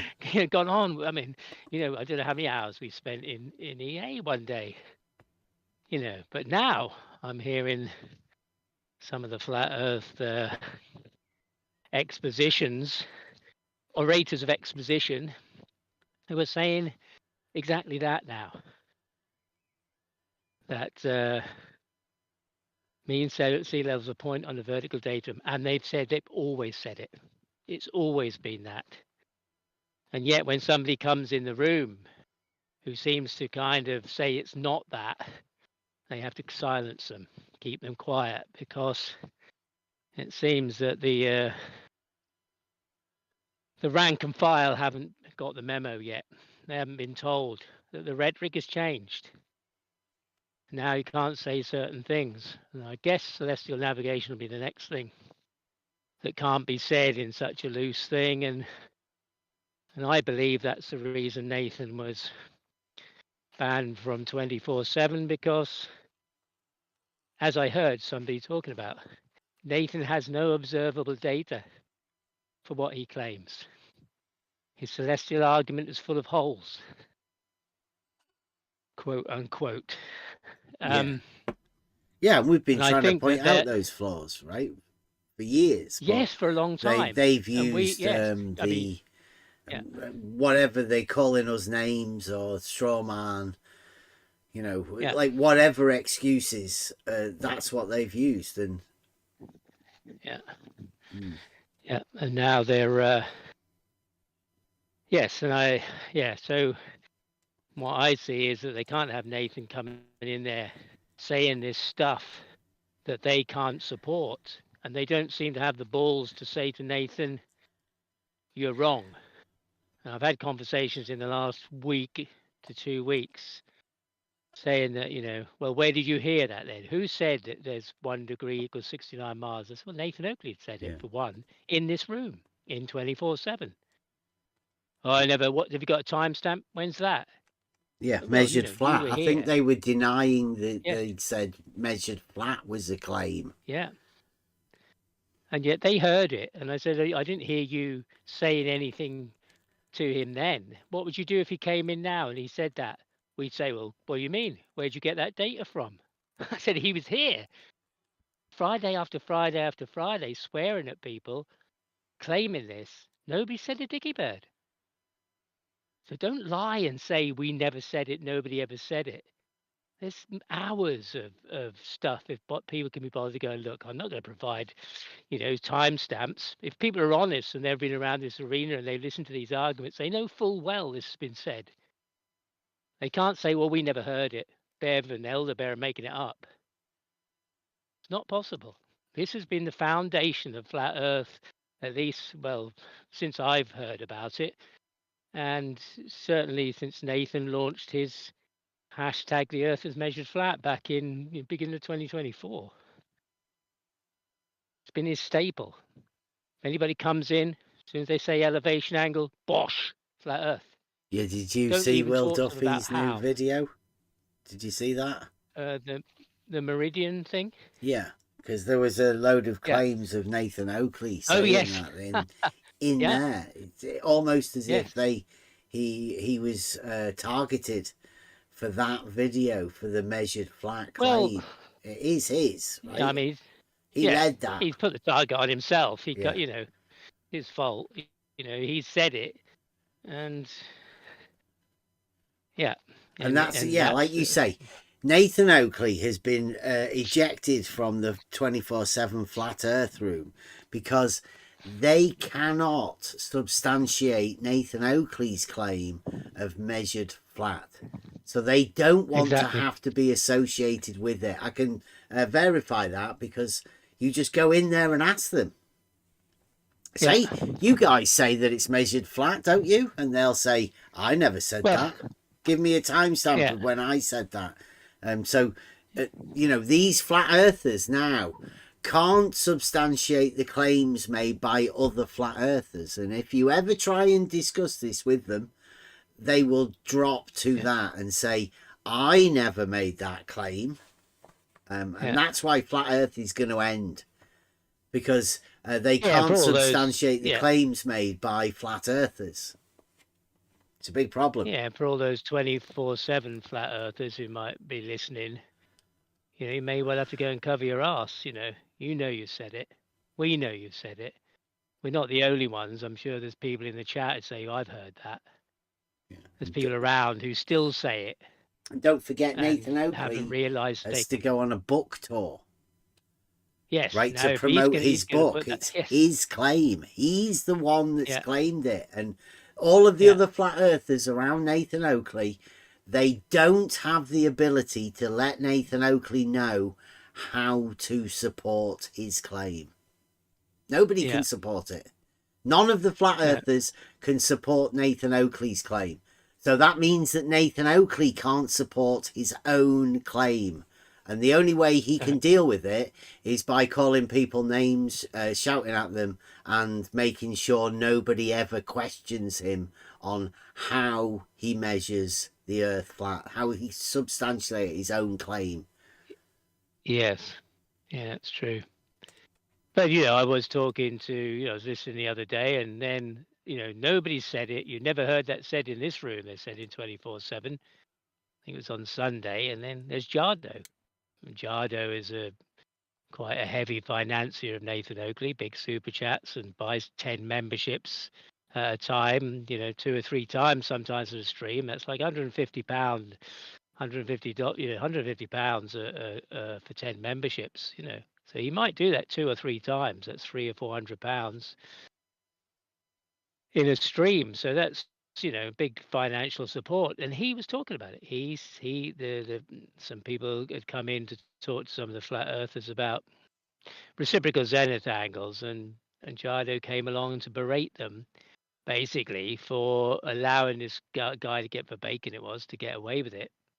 He said, you should have used this celestial navigation argument. You'd have cut him off at the knees immediately. Elevation angle 1 degree, 69 miles. And then somebody was asking him and saying, oh, yeah, well, so 10 degrees would be 690 miles. Yes, yes. And then I started asking Jada some questions about it and got to the value of 6,210, and everything stopped. Suddenly there were dogs to walk and silence. And the guy who was talking to him, agreeing with his 69 miles value, he's talked about 10 degrees, so that's 690 miles. He then said that wasn't what Jada had said. It was he must have made a mistake. He was in conversation with him, agreeing that was so. And this is the kind of stuff that goes on. So we heard it. It was said in the room after having said, "You never hear it. Nobody said it here." And that's really the basis of Nathan's argument. It's 1 degree, 69 miles. But 6,210 miles, flat Earth, horizontal flat, elevation angle derived miles from the North Pole to the equator is undoubtedly a radius. And we have the equator. It's a circle of equal altitude or elevation. What do they say? But it's a circle derived from, and its latitude. Its latitudes are concentric circles from the North Pole, equidistant, 69 miles from each other, per degree from each other. So, the equator is derived as a circle. It has a circumference that everybody's saying is the same as that on the globe, 24,901. But it has a radius of 6,210. And I start scratching my head and thinking, well, hang on. You have to It remember. kind of passed me by, funny. Yeah. Initially, it passed me by because it was 5,400 nautical miles. And, I wasn't really thinking about it in a focused way. And then I began to think about it and thought, well, in statute miles, hang on. That doesn't add up. So you go to ask a question. Hang on, are you sure? How does that work? And then, it's like, you tossed a grenade into a kid's party or something. Everything exploded since. So, which kind of makes it more interesting. Again, it adds a bit more interest to the question. So if anybody has an explanation. But, it leads to thinking, well, you could construct an argument around this. And, I've been working on that, trying to come up with a coherent, cogent argument. You thought about this, though, right? Think about this. You've been talking to some people, and they've helped you derive this argument now, right? So now you've come up with an argument structured on what these people have said, and you're now going to want to tell people this argument that you've made. Now, but the people that you're going to talk to, it won't be these people, because they'll have banned you or blocked you, won't give you the chance to present the argument that you've made for them. So you'll have to give it to somebody else, and somebody else will say, I never said that, though.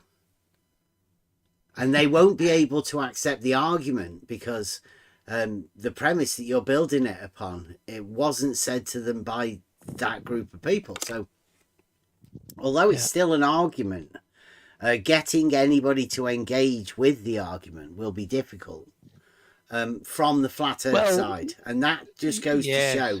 But the question is, who not on the flat earth side will be able to understand the structure of the argument and how the argument's built, and judge it upon its logical merits without being afflicted by anything like that's what's going to be interesting for me for going forward, right? Because once the argument has been made, the hard work's been done, and it then turns into a discussion about rhetoric, how you can present Yeah. the argument. You may have to, work it into different structure or something Yes. in order to be able to Yes. pass it across. Yeah. Yeah, and hopefully also, the blind leading the blind, the blind ones that have been led, for those people who also kind of look up for a moment and look at it and look at these things and question themselves. Don't just blindly say, that we're kind of creating some problem or we're pedantic or something like that. I mean, isn't it obvious?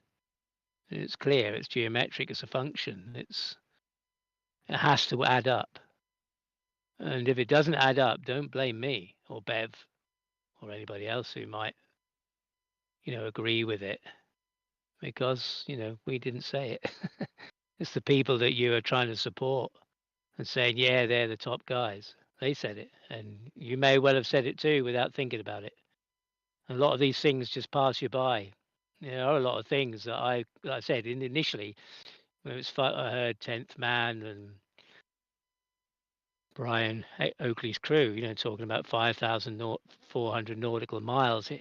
I guess because it was nautical miles, I wasn't thinking clearly about the implications of it. Kind of floated by, and so I can understand that could happen. But yeah, it's there. It is. Can't do anything about it. It's just that what can be said about it? How can anybody have a conversation or discuss that? Yeah, without getting upset about it or having to silence people. Yeah, that's the hard part, isn't it? It's 2025, Yeah. and it seems as though people get triggered about things, and I know even triggered has become sort of a catchphrase thing that people seem to think you're attacking them or whatever. But I mean, it's a very real term, being triggered Yeah. by certain Yeah. things. It sparks you into. I mean, I could say that I was triggered into getting into logic by Emma stating about the mind your P's and Q's.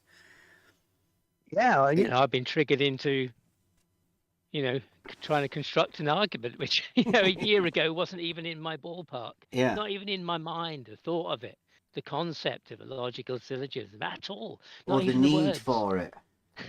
Yes.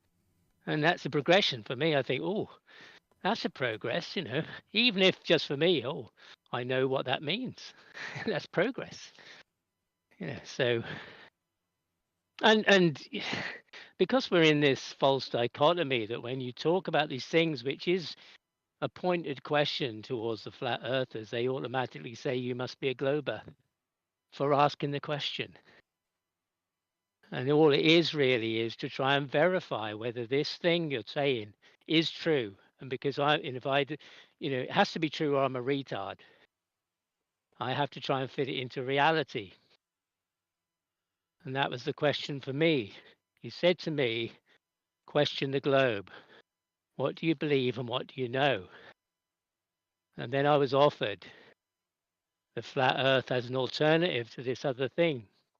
And I did exactly the same, doing exactly the same. What do I believe? What do I know? Does it bear scrutiny? Something that kind of doesn't work, then it doesn't fit my reality. I'm not going to take it on. Can't tell me when I look out of my back door that I don't see a curve. Just that, and no big implication about anything more than that. That what I see isn't what I see. It has to be flat. Yeah, it's kind of a ridiculous situation. And when they find some change in elevation, well, it's flat. It's still flat. That change in elevation could be the curve, couldn't it? Isn't that how it would present itself to you? If you went looking for it, trying to measure it, quantify it, how else would it represent itself? You say, look at that. That's curving. Yeah, I'm having a chat with Bobby in the chat here right now. This is one of those lessons, right? We say Plato talked about the allegory of the cave, right? The shadows Yeah. on the wall. Now they are the shadows that you're given, your grammar model, if you will, for your early formulative years. That's where you're That's how it given is. the spherical model of the globe, right, as a Yeah. child. Now Bobby seems to still think that it's a sphere, right? So what Bobby's not done, he's not grown out of that childhood model. He's not had the ability as an adult to go back to those caves, to look at those shadows, to realize that he's grown out of the sphere. It's not actually a sphere, right? In reality, Yeah. Bobby, it's not a sphere. Just like you grew out of learning about Santa, you should have Yes. grown out of that sphere model. But you're not. You're still childlike mind, thinking that you live on that model that you were given as a child. And you should have grown out of that, Bobby. We know it's not a sphere. A sphere is a mathematical concept. Spheres don't have mountains and valleys, elevation changes. That's not something consistent with a sphere. So that's how we know, Bobby. Now I know there's a lot of globe believers that get really upset about that and say that that's some sort of a semantic thing. Well, it's not really. It's you should have gone back and been able to check those shadows of those people who gave you that as an understanding, Bobby. Yeah. Yeah. We have. As adults, we've had the ability to do that. And we came to the conclusion that the real globe is not a sphere. It doesn't take much for you to come to these, make these arguments, to come to these realizations.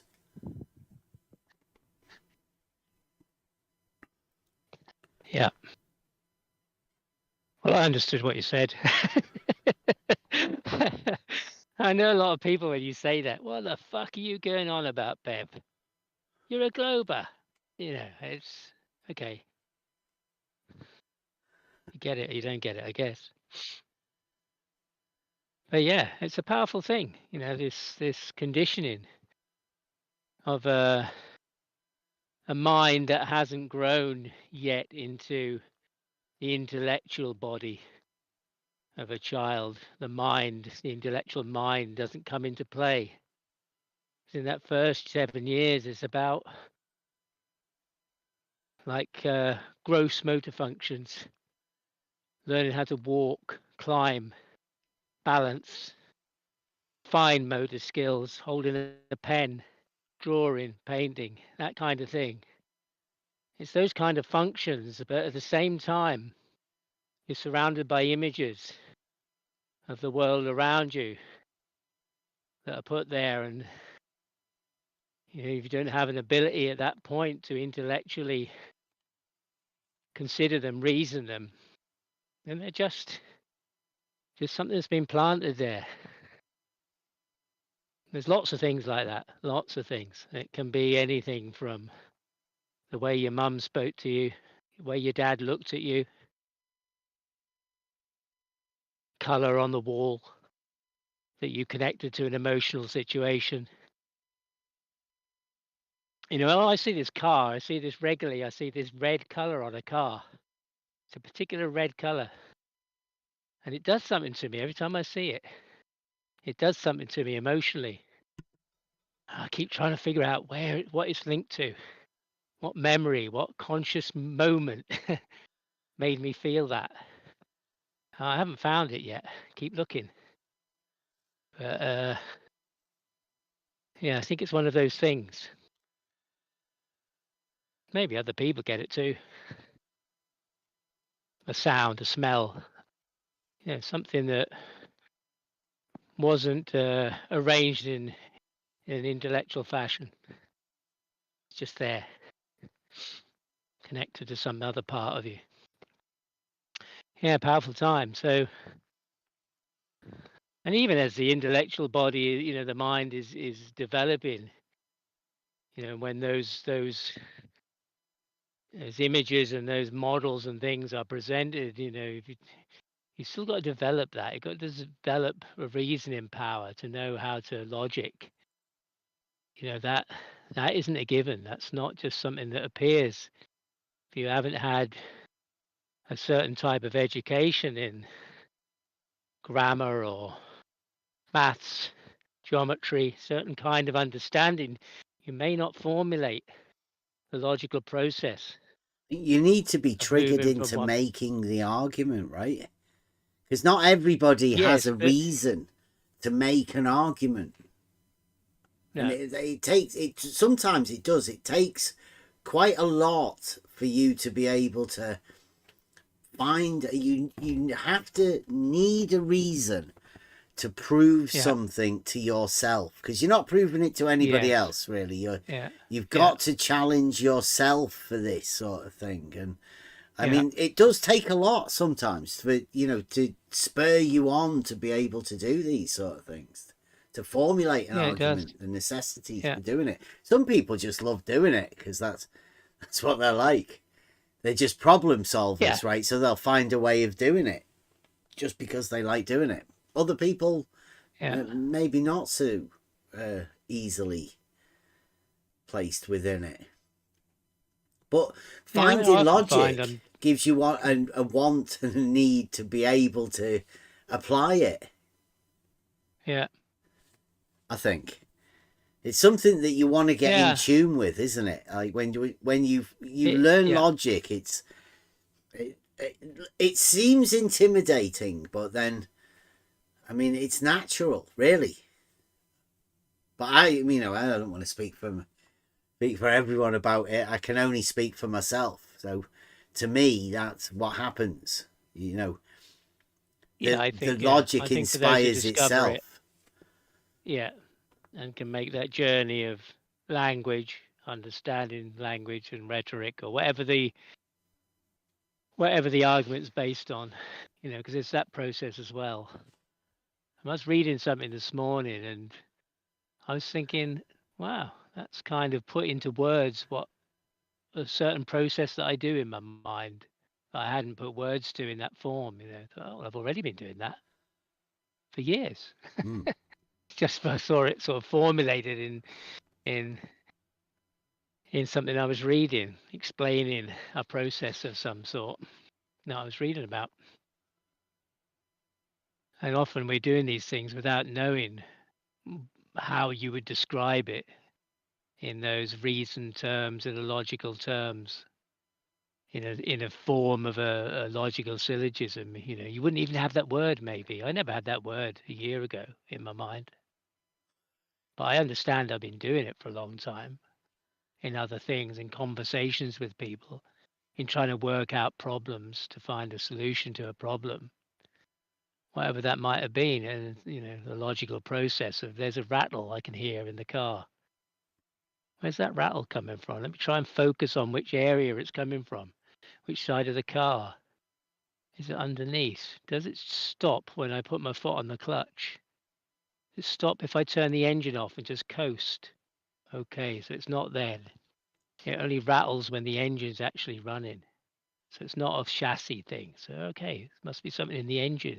Trying to focus on something. It's just a problem solving thing.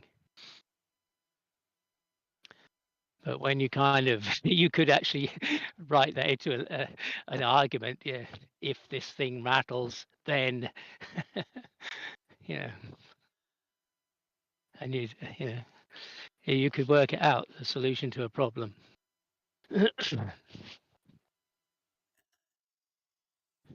Yeah, trying to explain the non-geometric.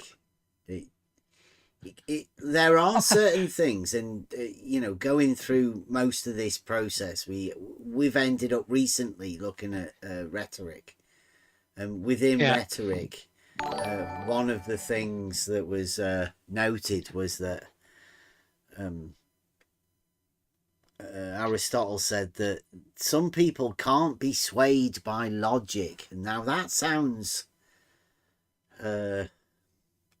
strange to me, because I'm one of those sort of people that requires logic. But you know, to hear that there are people that cannot be swayed by logic didn't come as such a surprise either, because I could see how that would work, because I've seen people with an aversion to following a simple method that we lay out. I mean, we've been doing it since day one, the t-shirt logic, and the moment we did, there were people pushing back against it, and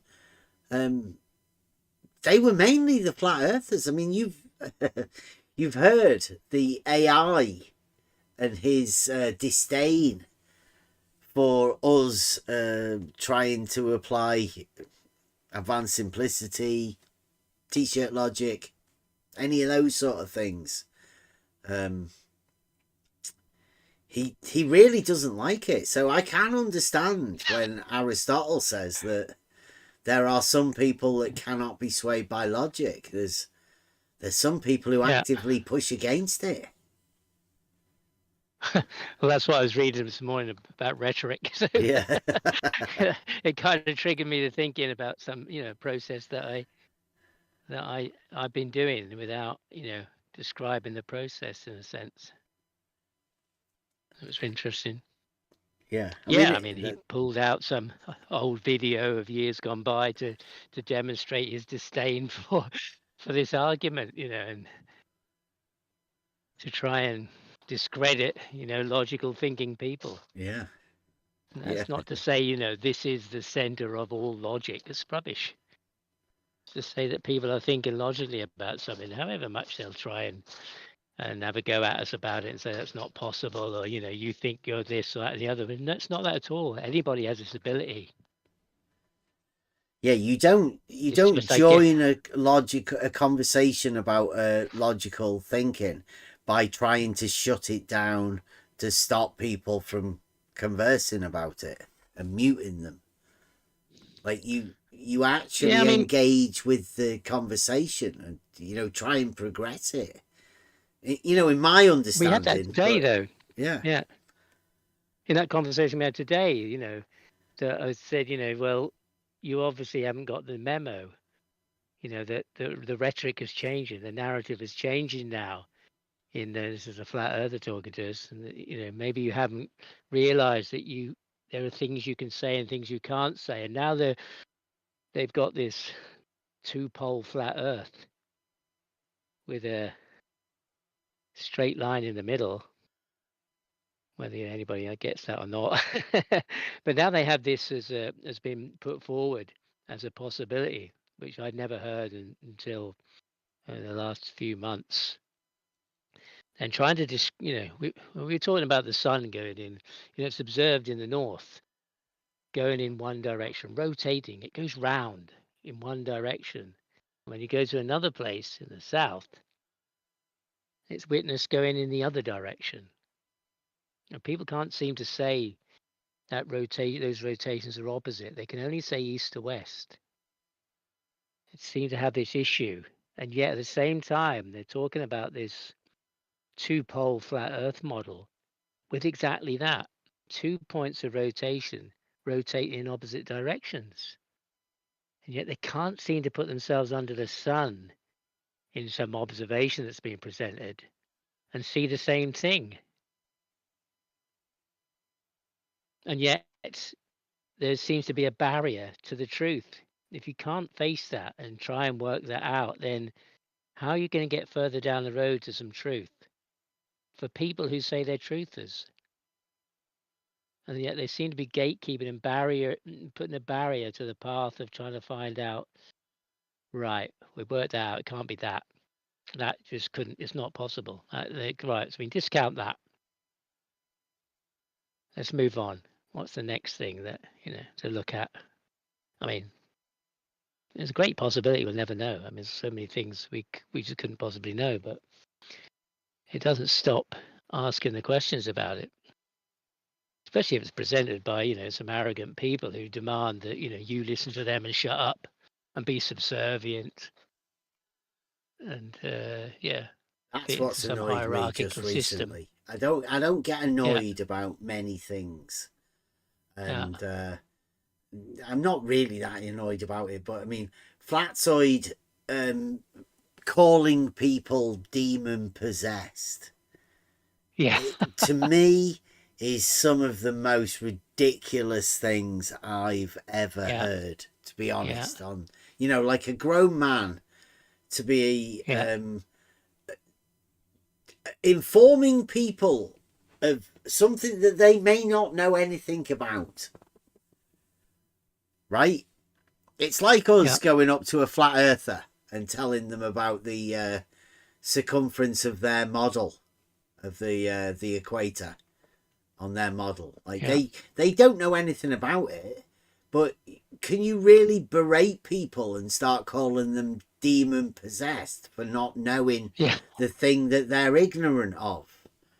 I mean, it is ridiculous.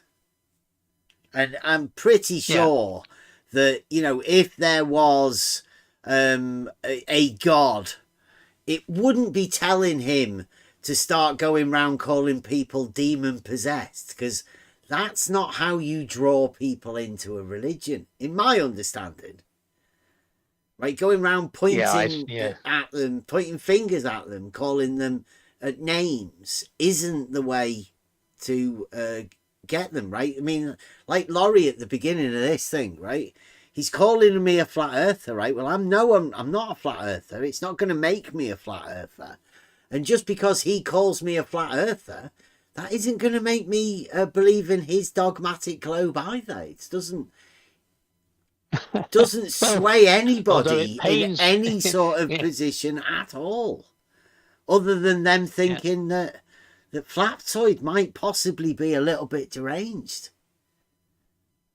Yeah, at the same time as telling people, this fact, what he says is reality from his stories from the Bible, and arguing with people and claiming that he knows the only true story.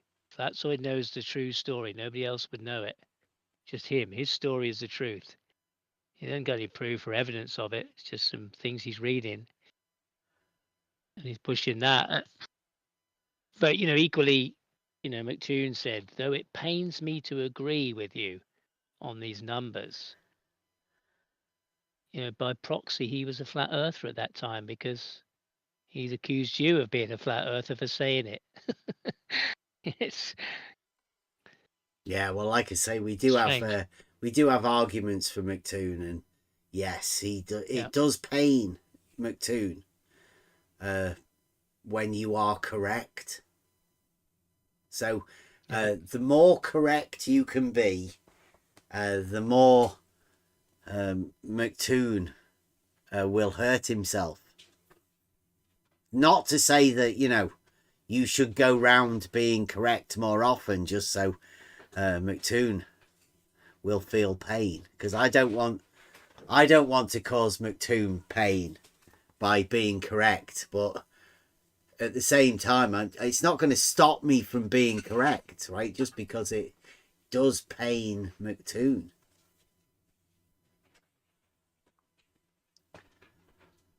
And that was when we were talking to Flatsoid.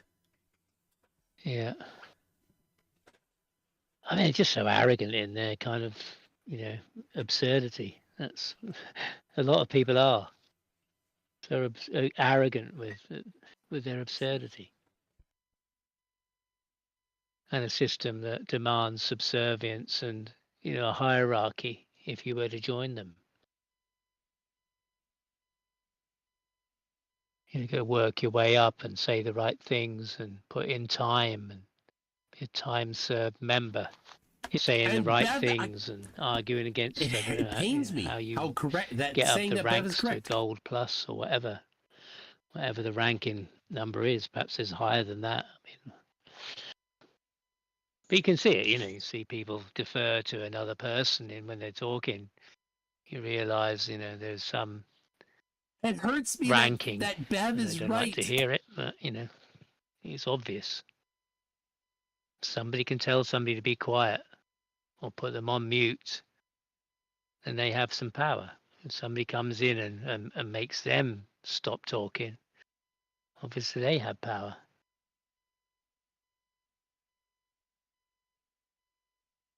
So that's obvious to me. There's some hierarchical system which, Oh, Bev is totally right. And I'm Flatoid upset and about it. Sav are Just both kind of so dumb. makes me feel a little uncomfortable. That's what I see in society happening to people. That's what's got us into the mess we're in. Yeah, And I when think they say, well, we've got they are programming us, the government, blah blah blah blah blah, and they're mirroring a similar structure, similar hierarchical structure and establishment type system, then I think, well, you're no better than they are. Why would I even listen to you? Why would I even pay any attention to it or in any deep way? they're even worse, in my opinion. Flatsoid and Geo, McToon, like the Flat Earth, Laurie, they're worse than any other thing because they're actively coming to us. I mean, you should see some of the stuff that McToon's mods are going on about in Ranty's Discord server. It's amazing. Right. It is. It's crazy.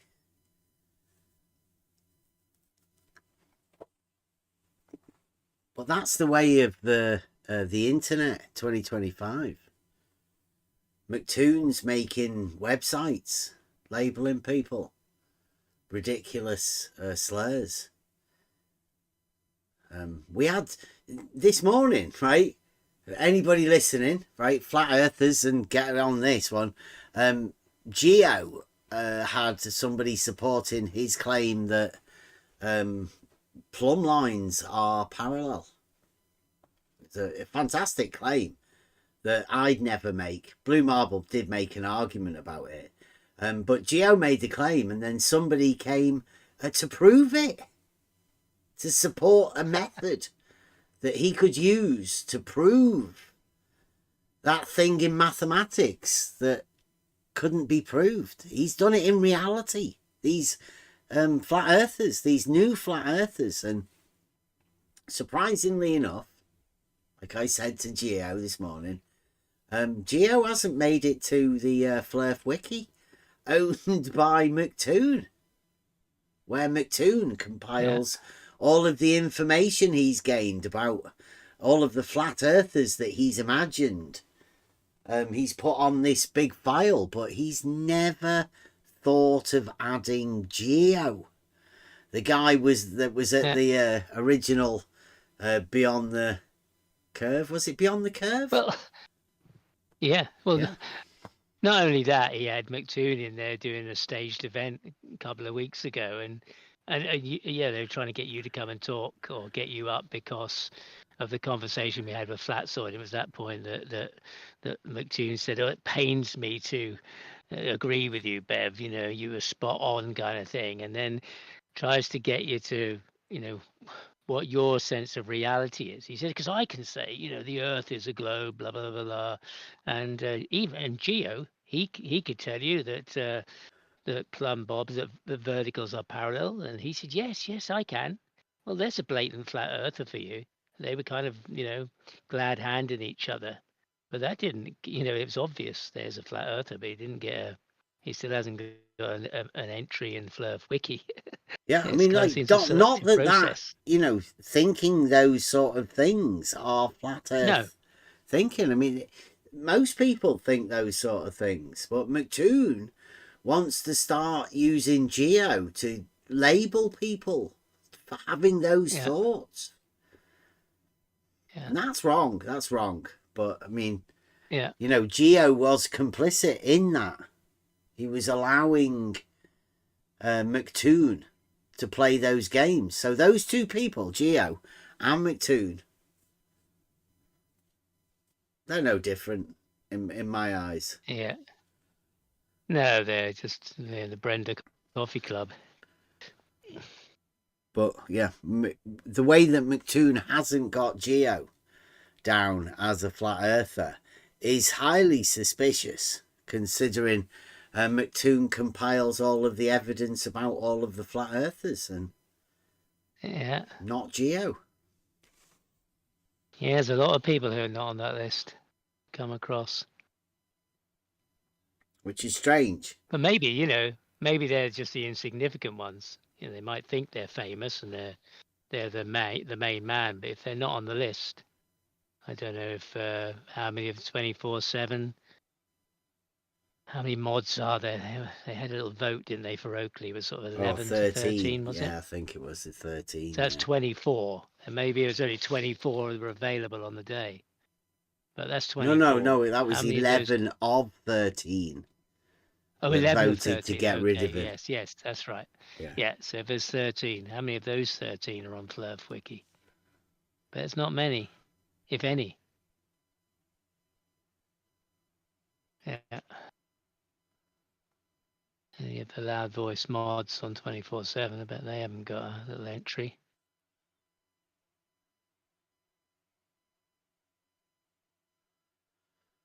Yeah, it'd be interesting. But, you know, maybe they just haven't, you know, McToon doesn't even know who they are. Or Markley or whoever's compiling the list. They're Yeah, just maybe nobodies. maybe whoever is helping him hasn't been triggered to you know, add their name to the list for any reason. Yeah, they haven't come across them. Yeah. You know, because they're a bit like Oakley. They're just in their little, you know, echo chamber. They don't go anywhere else, do they? You don't see them on a debate with McToon or anybody. They're just in their little room. They don't leave it. Pretty much like Oakley and FPD. If anybody comes in, they just swear at them, kick them out. I mean, I don't know what's going to And then they try happen, to right? have a different kind of presentation because they want to try and have like. Yeah, I think we're going to get into a situation now, because this is the internet, right? And anybody at this point that is saying that the Earth's flat is obviously delusional, right? Flatzoid has to deny that they ever went there to, you know, observe these sun circles, and, you know, following a chain of reasoning, it makes it impossible for you to be able to explain these things. So therefore, I think the flat Earth is done. Now, as we've been saying for ages, right, that the Earth's not flat, but there are a group of people like McToon, like Laurie, like Fight the Flat Earth, that have imagined that they can just point fingers at people and say you're a flat earther without, you know, any reason. Even when the person says, no, I'm not a flat earther, that doesn't make any sense. Yeah, it's not flat. They say, yes, you are. You're just too scared to admit it. And you say, but I'm not. I'm not scared to admit it. I'm just not a flat earther. Well, you know, what are you meant to do when people like this are still making websites and putting your name and listing you on these things and, you know, making up their assumptions of the things that they imagine? Like, what's the purpose now in the new modern times? What does McToon have to gain now? Yeah. Now that Will Duffy is completely destroyed flat Earth? What does Laurie have to gain by saying those sort of things in here? It's pretty obvious that the Earth's not flat. Wake up, people. Yeah, so they have no the fourth law disappears, doesn't it? I Because they've think got all no of them reason. go. There's nothing anymore to, you know, yeah, they've got no reason or consequence, to actually pose the question. Really, they're just going to try and make, some borderline flat earthers look silly on their streams because that's all they're left with. And when it's gone, if they don't have it as content, then they either have to keep generating it in order because that's the only content they've got, or they have to find something new. It's Yeah, kind of like well, the I would death say, throes of the empire, isn't it? could you name a purpose that it would make a difference as to why you need to have a model of what reality looks like as a whole? Like, what Yeah, I mean, benefits are it's not there much for use to you anybody. to have to do that? Yeah. And the only reason you'd have to do it is because somebody starts calling you a flat earther or something, right? Other Yeah. than that, you wouldn't have any Yeah. reason to picture it as anything, I don't think.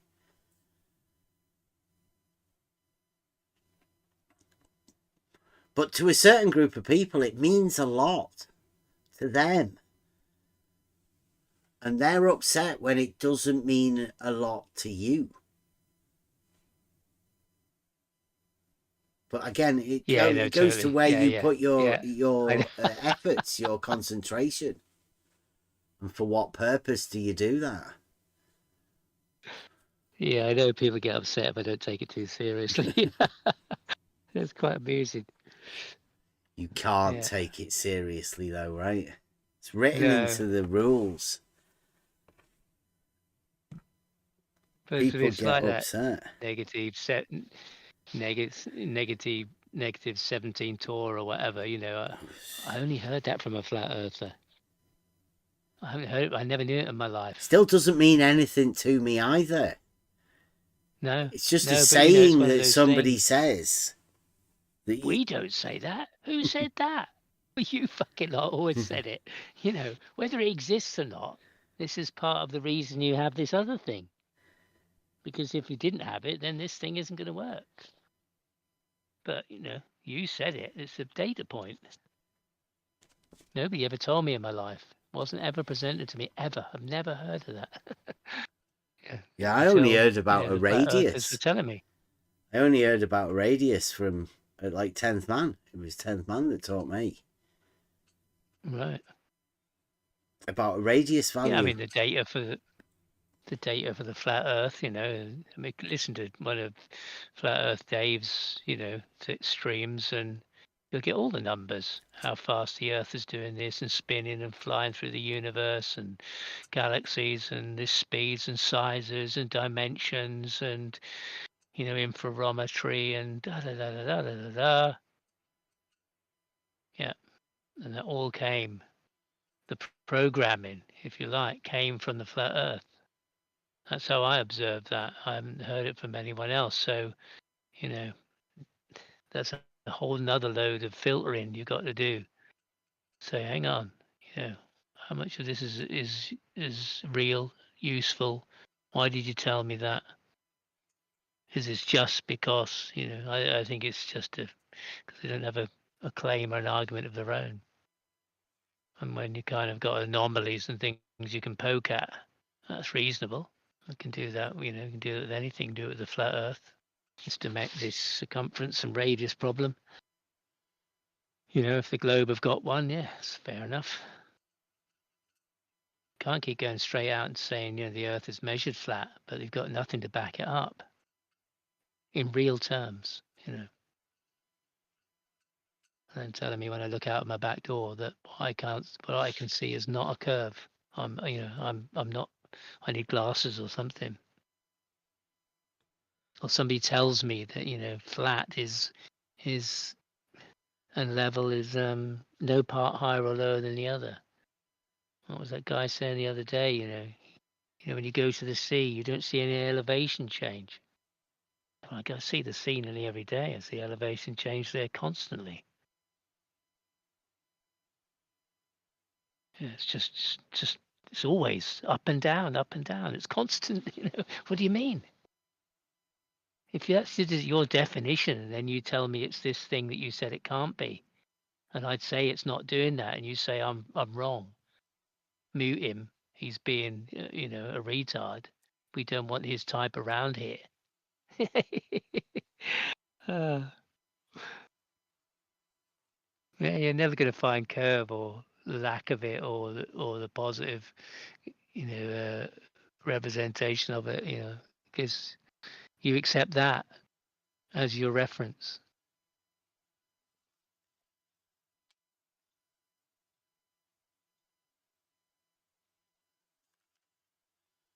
But hey, if you're not meant to know this stuff, or not meant to, think about it, or challenge anybody, or ask a question, then, then I guess, we're troublemakers. But I have been a troublemaker for a long time anyway, if asking questions is the problem. I've been, asking questions for a long time.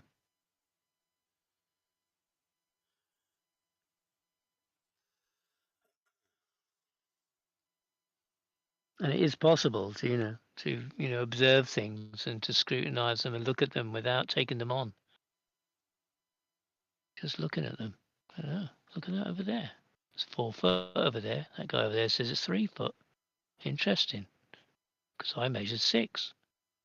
What's going on? That's always what's got to me is that all of the time I've ever been coming into this arena, I've always been talking about stuff that you can do in reality, right? We put the camera on the auto level, we took the auto level out onto the beach, and we've took it to Bedford. We've done all of these things in reality and just shown people what you can see in reality.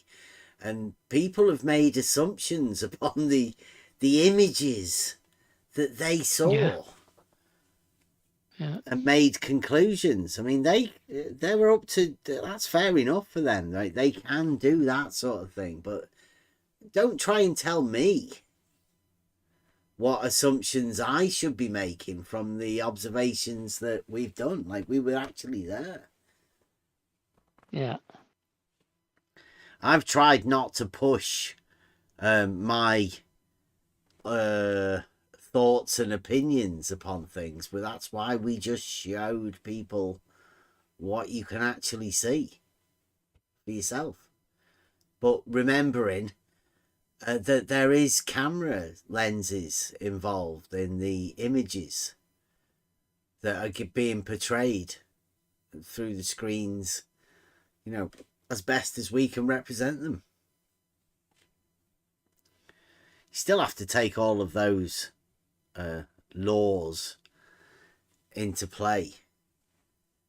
That, it's just a representation. It's not really the actual thing.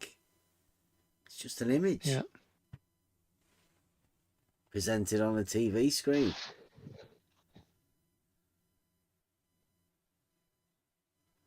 Thomas, it's got nothing to do with control, Thomas. I mean, if you're controlled by things that people say, that's you. You've allowed yourself to be controlled by it. Sometimes people don't want to hear. Sometimes people do want to be controlled by other people. They want to be influenced by them. A lot of people have been influenced by people in all sorts of things. I've experienced it over the years myself. People want to try and tell other people and influence them about things that other people say. One of the things that I've come into, like in this, sometimes you don't hear things or you don't see things that are right in front of your face until somebody points them out. And this is one of those things where once you hear this, a they sayer, right? People who say they say, right, have no constructive ideas of their own. They can only talk about what they think other people say. And they always say, they say this, and they say that. And you say, who says it? And they say, well, they say it. But I'm hearing you say it. And they said, now, they say, oh, I didn't say it. I'm just saying what they say. And that's so disingenuous in this arena. It stops you from being able to communicate with the person that you're talking to. Because they're not talking about their own opinions. They start talking about what they say. And I'm not interested in what other people say. I'll talk to those other people to get their opinion. But it does become more and more difficult to be able to communicate with people that are like that. I call them they sayers. Not they sayers, naysayers. Not naysayers. They sayers. Same sort of thing. Gives them the ability to talk about other people saying things without them saying it. Like I heard Geo doing this just recently. If most people know who Geo is, he's the latest flat earther, but he likes to get away with it by saying they say a lot. Like he was representing the twin pole flat earth model to McToon the other day. But he got out of it by saying that he was talking about what they say. Not what he said. Like, he didn't say it about the twin pole model. He wasn't explaining the twin pole model to McToon. He was saying what they say to McToon, which is a get out. It's about time. Later, Kev. It's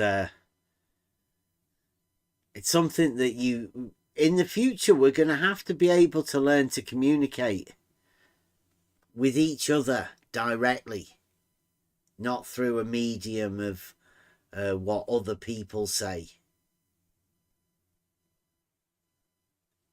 And this goes to show with QE's argument as well. A lot of people were saying, well, that's what QE's argument is, what the globe says. But no, if it's QE's argument, then QE's argument is what QE says in his argument. So you're being told these numbers and these things because QE has made them into his argument that says these things. So really, if you're going to make an argument, you are better off trying to make the argument as close to reality and stick to the facts of reality as closely as possible, because that's what you want your argument to do. You want your argument to portray reality and the things that occur within reality. You want to be able to check them within reality.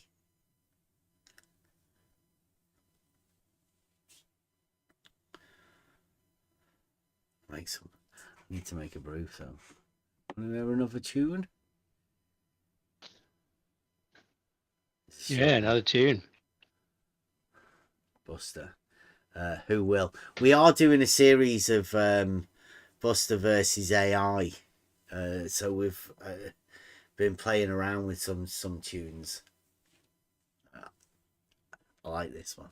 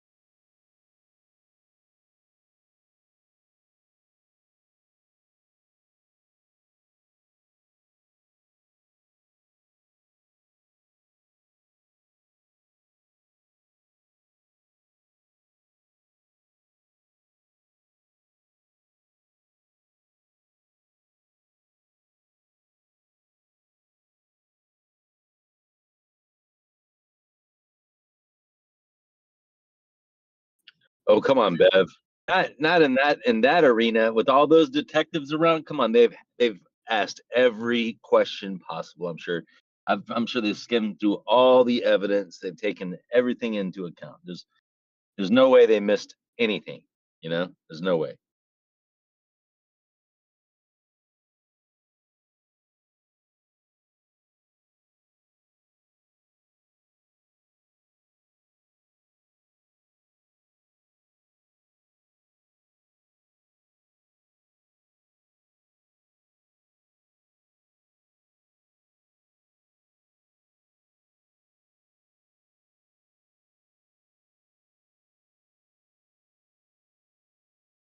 Bev, I think you might be muted on the stream. No rad came through, but Yeah, you no, didn't. there you go. Yes. Sorry. As it should be. Yeah. Right, nobody was telling us. I don't know. They mustn't have been listening to me anyway.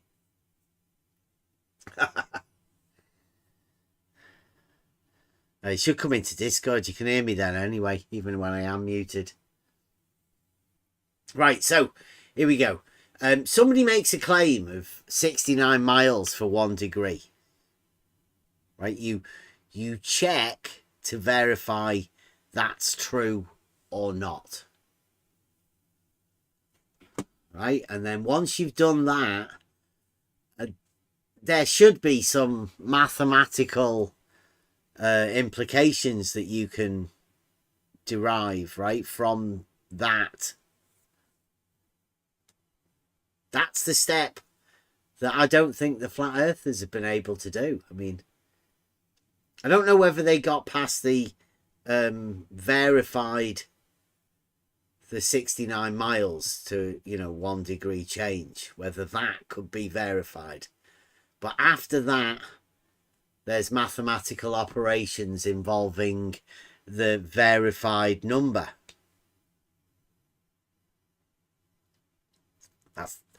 That's it, right? Now, which parts of those two things that flat earthers haven't seemed to have done? I don't know. It's going to be difficult being able to ask them because it's going to become a very touchy subject.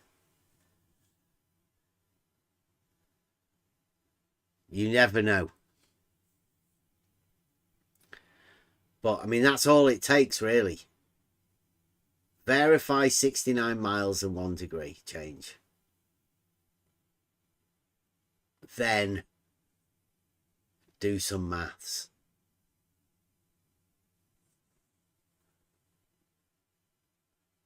Where's the problem?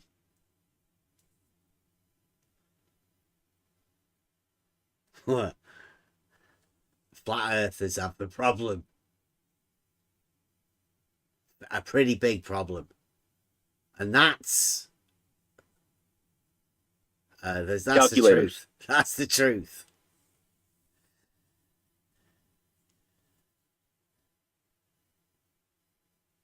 So I'd advise flat earthers to not ever talk about verifying the 69 miles. I would keep away from that. Be the safest bet, I think.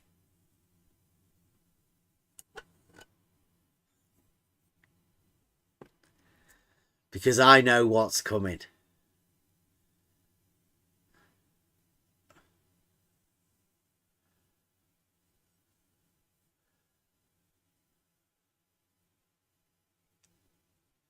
What's the largest problem?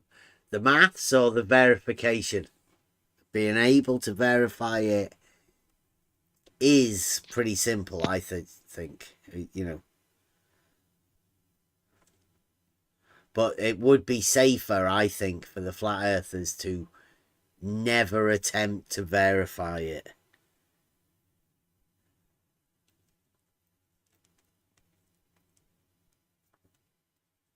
But hey, Nathan Oakley has put the flat earthers in that position. 24/7 guys have banned him because they don't want to have to deal with those claims that he makes.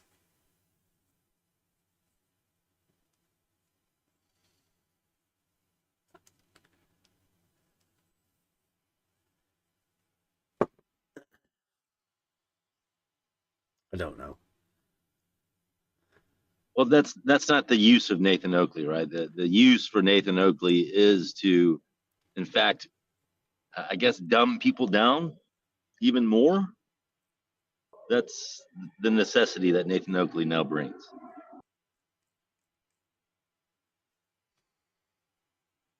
I don't know. I've gone through a few different phases as to what the use of for Nathan Oakley is, because obviously it's flat Earth society. But the flat Okay, earthers already look stupid, so they don't Okay, I'm need slightly Nathan wrong. Oakley for that. Sorry. Go I'm slightly wrong. He can get you a sweet deal on a microphone, so there is kind of a use for, I guess, for Nathan Oakley. on. You sure? Sweet deal. Hey, that's what I heard Yeah. from his mouth. Is he's going to give you a sweet deal on a microphone? He wants Maybe everyone not in to that sound as good exact as way. he does. Maybe he didn't say sweet deal. It is kind of an American thing to say, right? So he probably wouldn't say that unless he was enticed by an American to say it. But more or less, I've heard before him saying he's giving discounts. He's discounted his stock or something. I don't know. Yeah, to get over this, it's like a bridge. The flat Earth's going to be, making a comeback. I don't know how. I don't know how the flat Earth is ever going to come back from this. Hanging on by a thread, I would say.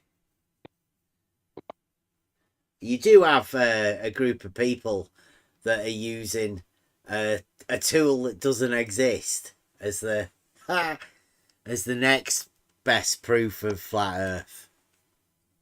It just gets more and more ridiculous every time. From a modus tollens, a fallacious modus tollens as being the number one flat Earth proof, to a sextant, a device that measures an angle. Not even an argument. An angle measuring device. And obviously some trickery with mathematics and geometry and a bit of wordplay, because as we've found out with the measured flat, they're not actually aware of what they were measuring when they were doing the whole thing with 10th Man. So the whole 5 years, I'd say, with the Flat Earth Society, the Flat Earth debate guys, has been a farce, a lie, a sham. And they've managed to go unquestioned by bad-mouthing people and blocking people, muting and over-talking, not addressing any of the issues brought to them about any of their things, and all they did was turn them round and use them to ridicule us.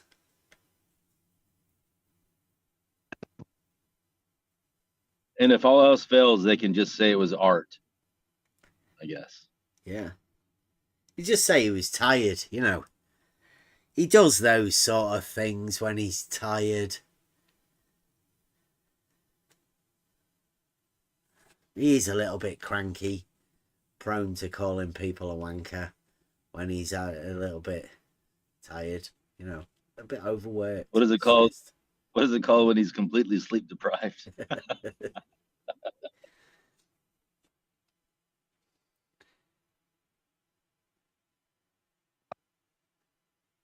You know, I mean, he did tell everybody that I'd been to prison, which, you know, like was a very weird rebuttal to a question that I did ask him about, you know, maybe sun circles or something.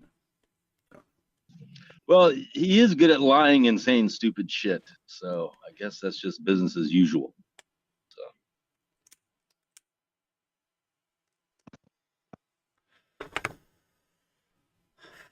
I have Logos gods. I don't know who's they and hating in him. I don't know. Elderberry, I don't know. You might be clipping your mic is something. You might have to drop and rejoin or something.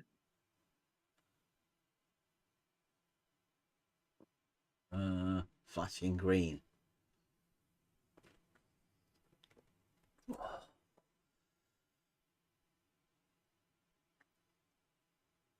Yeah, I got banned from Flatzoid's Discord for saying that Logos was my guide, and then I got banned from Flatzoid's YouTube chat for saying that I got banned from Flatzoid's Discord for saying that Logos is my guide. So Flatzoid doesn't seem to like people who say that Logos is their guide for some reason. I don't know. Yeah, he's one of those new Christian people. So they get to say whatever they want to say, you know, because they know they're forgiven or whatever. They just go around saying whatever they want. Oh, right. I think I heard somebody else say that earlier. Where else did I? It was over at Geo's. They haven't made the globe to keep you away from God. That's ridiculous. Because the flat earth isn't going to take you any closer to God. Because that's a contradiction. You can't take on a contradiction to get you closer to God. That doesn't work.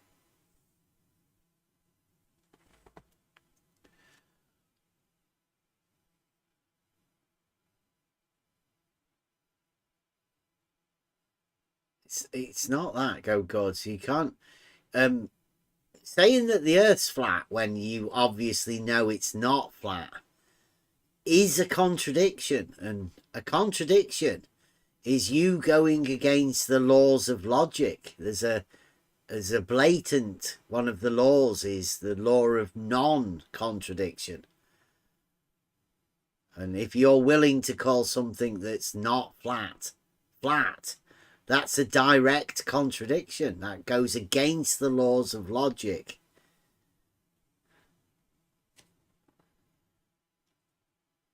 So, yeah, that's not going to bring you any closer to God, in my opinion, anyway. And that's why I don't say it's flat, because I can see it's not flat. So I would have to directly contradict my observable evidence that it's not flat in order to be able to call it flat. So that's why I don't. And I know that's a little bit tricky for some flat earthers to understand, but that's just the way I am. It's why I'm not a flat earther, because it's obviously not flat. I can't make mountains flat. But that's just me. You flat earthers might be able to do it. I cannot.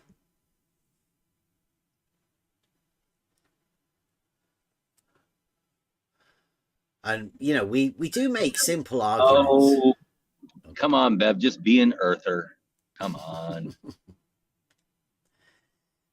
Buster would never forgive me.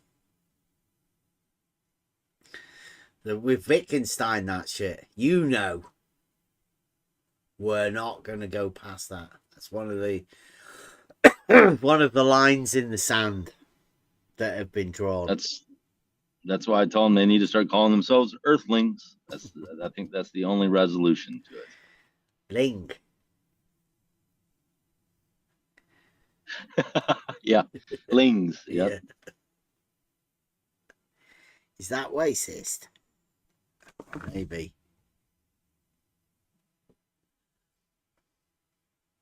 Of course it is. It's 2025. What is it? I've got a song with that.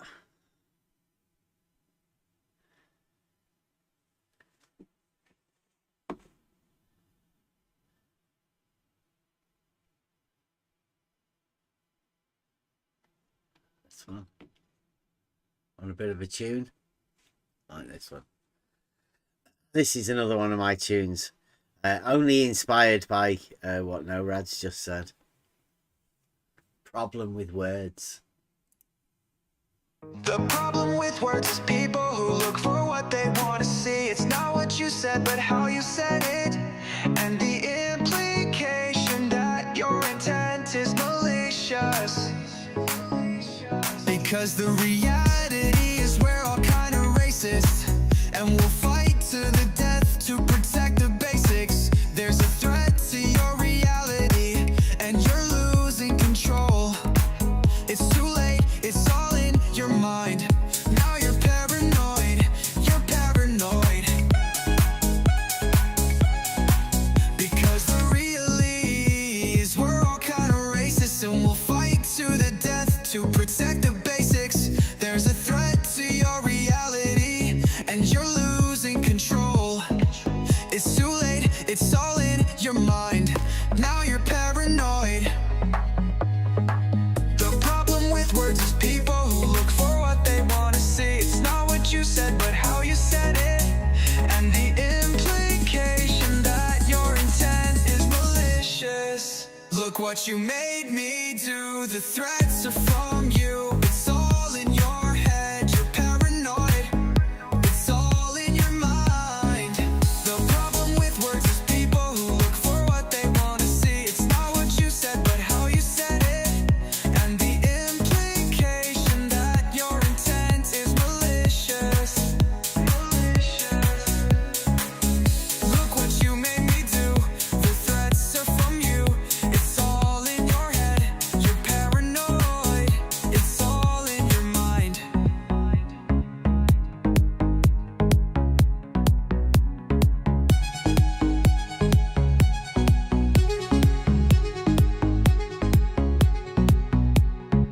The problem with words is people who look for what they want to see. It's not what you said, but how you said it.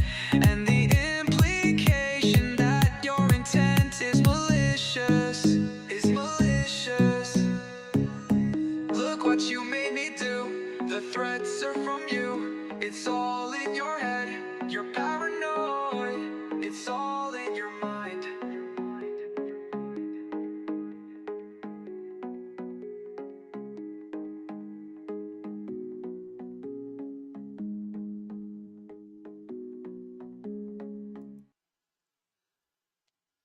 Thanks to NORAD for the Nietzsche memes. That really worked well with that tune. That was good. The fine gentleman with the mustache is Nietzsche. Everything tastes like hair. Yeah, Yes. it's hardly surprising. He might have been eating his mustache. One of the greatest memes ever, I would have to say.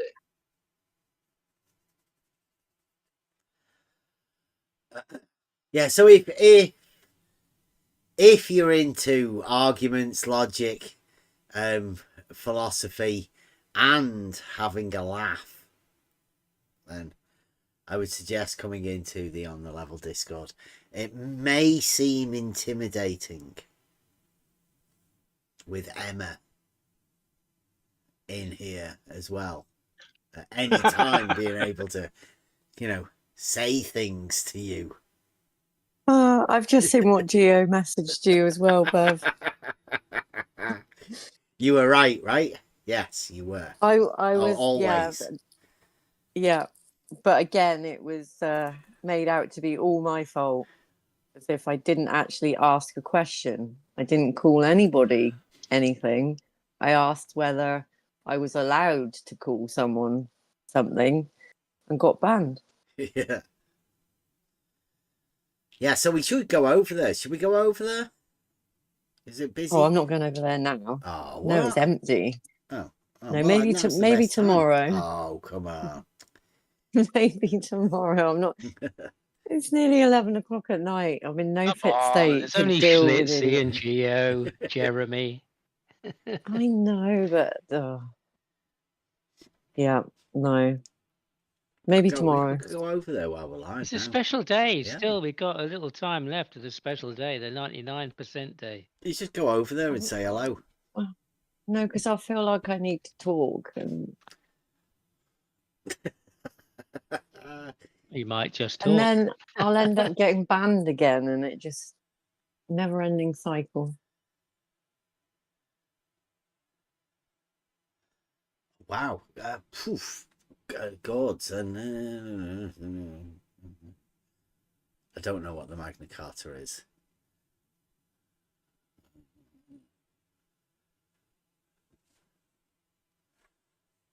Hate. I don't like the idea of hate. I don't know why people would need to hate.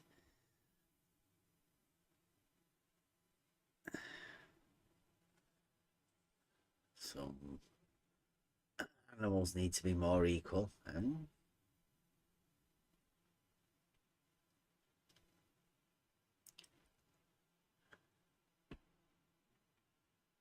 I know the game and can predict by it, Bev. You are blind to it, apathetic to it, or part of it. Well, if I'm blind to something, Godzilla, please come and inform me. Because, you know, nobody else around here has pointed it out to me. And No, I think it's I'm more blind like to it, I don't know. no. I think it's more like we don't want to be part of the game because it's one team against another, and guess what? Nobody wants to be on either team or any of the teams. The game's stupid. We're watching the game from the outside, going, "What are you lot doing?" Yeah, there is a website, God, with, you know, like a series of things from first principles all the way through the argument. Like, you can check it all yourself. It's all out there ready for people to look at. Now, if you need help putting it together, or, you know, you want to come in and inform us of something that we might have missed, then welcome to it. Just click the Discord thing, pop in, have a chat, let us know what we're missing. Hopefully there's a benefit to everybody with what we're doing. That's the way I'm looking at it at the minute anyway. I know that I've gained and benefited from the things that we've gone over. I'm offering, or sort of asking for more help, really, because the more people that come and communicate, the more benefits I gain. So, purely selfish reasons, really, but yeah, come and talk to us. Help me gain more knowledge. Help me gain my rhetoric. I badly need it.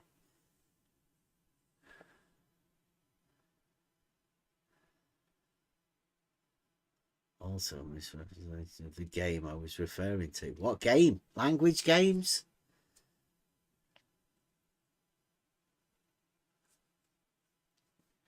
Yeah, I don't know. I don't know, Gods. Obviously there's a few pieces I'm missing.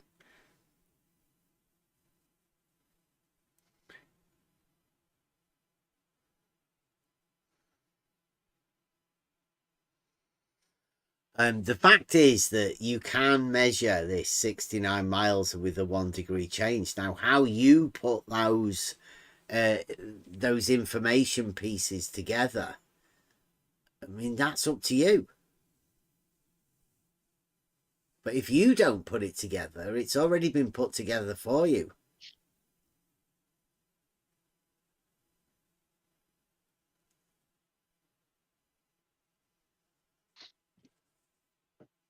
think you're just going to have to go along with it.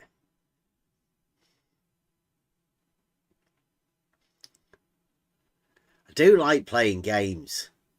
We do have it. It's a Discord. It's like a gaming server.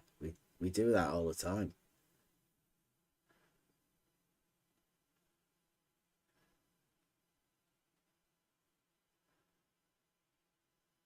I think they have to hide God.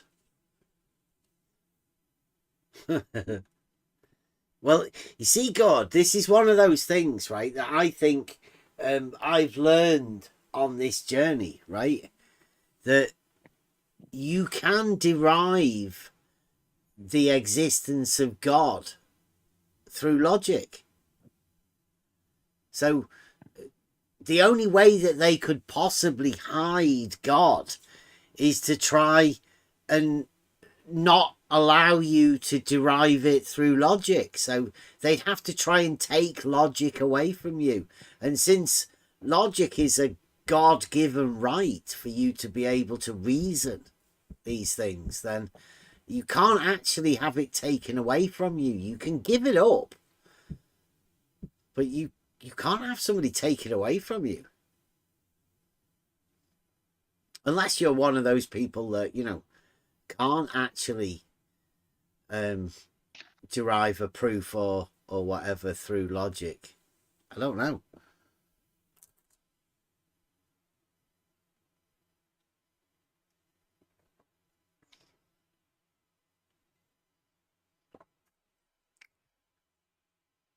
There is only one reality, and if you imagine that somebody can hide God from you, then I don't know. Maybe we've got a different idea of what your understanding of God is.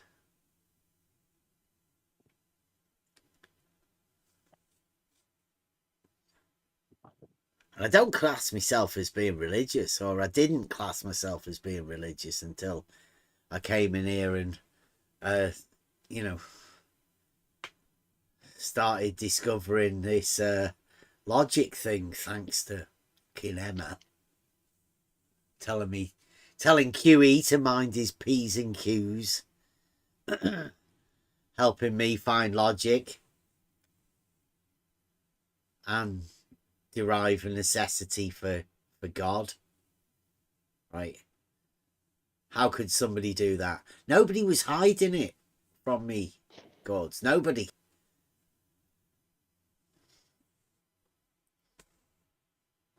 It's like the necessity for you to make an argument, I think, perhaps.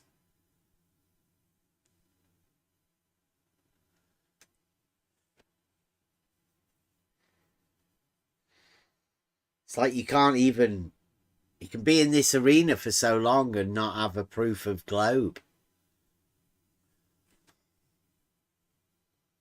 That's ridiculous.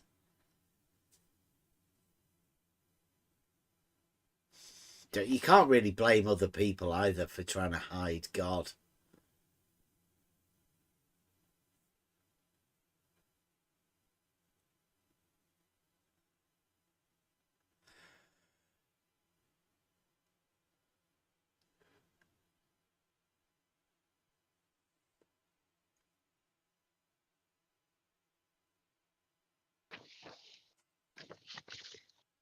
I don't know what you're getting at. God. Come on in. Come into the chat. Come and have a conversation. It gets really difficult because, like, you're probably answering something that happened I was talking about 10 seconds ago or something. And I have a hard enough time remembering what I was saying when I'm talking.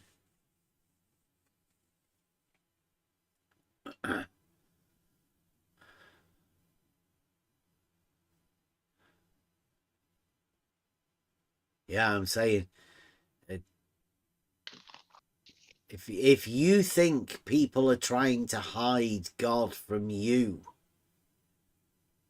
then don't know. We must have a different idea of God. Yeah, I think Realm Walker might have it there. Adam's telling you as well.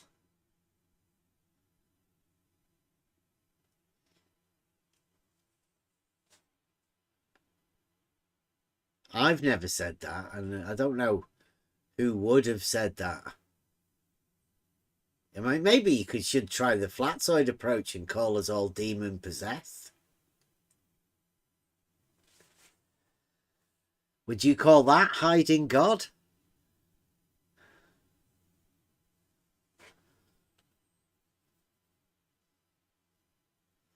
Don't know. I don't know what to call that. Call that slightly deranged, me.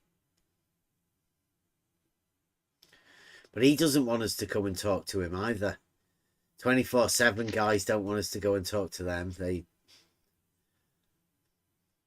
Geos, you know. He only lets us on because he has to deal with them talking shit without a proper conversation.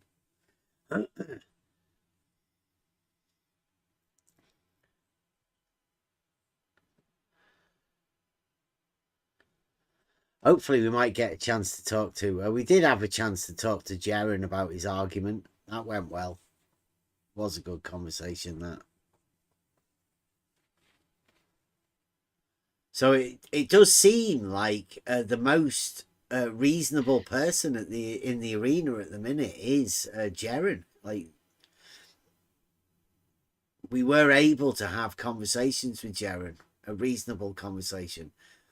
And it didn't turn into bickering or anything this time. It must be coming round to the fact.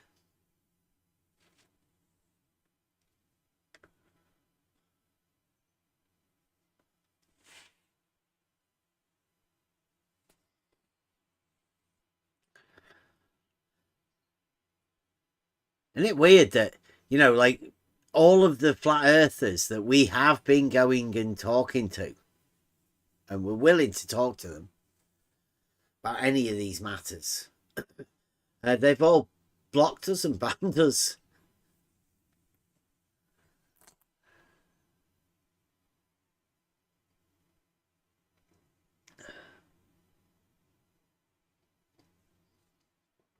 Get yourself a voice changer, gods. Come on as a woman. That'd be all right. I mean, nobody's bothered. Just come and have a chat. Is it because you know what happens whenever people talk out, you know, and speak up about things on the internet? Because you can just get yourself a voice modifier or something.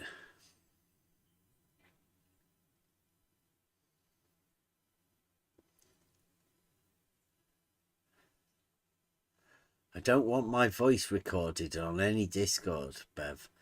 I say things to make my points that are actually illegal. What? And yours?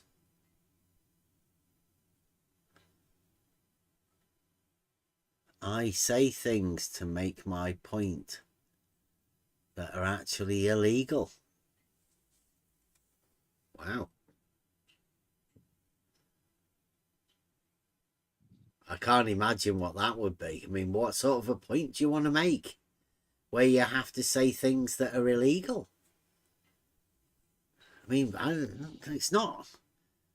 It's not actually illegal to say things, is it?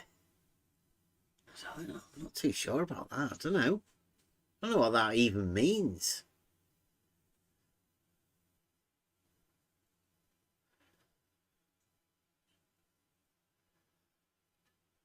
But still, you can come into Discord, and I don't know whether the government or whatever records it or Discord record it, but like, we don't record all conversations. But maybe that's what you're scared of. Maybe you're scared of Discord recording the conversation, the CIA or something. I would suggest that you might not be that important that it really matters. Or you could have a conversation without actually saying things that are illegal. You don't have to say things that are illegal in anybody's country whenever you come on, but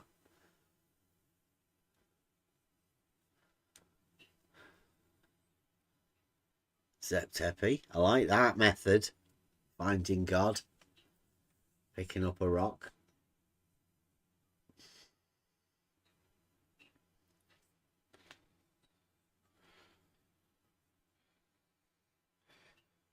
If only it were that easy for everyone, Zep. Only it were that easy.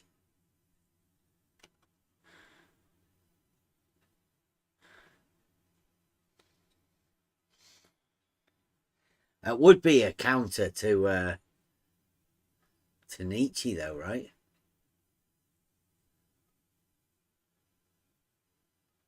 If only you'd have been around, you might have been able to save him, Zep. Nietzsche, look at him. Look into his eyes. Think about showing him a rock. Say, you can't kill God. Can't bring about the death of a deity. Look at my rock.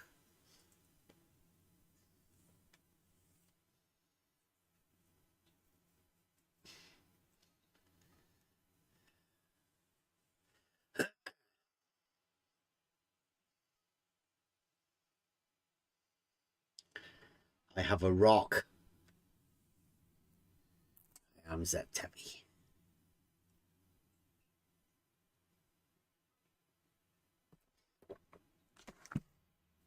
But that does go to show, right, that it's not exclusive to the flat earth, this belief in a God.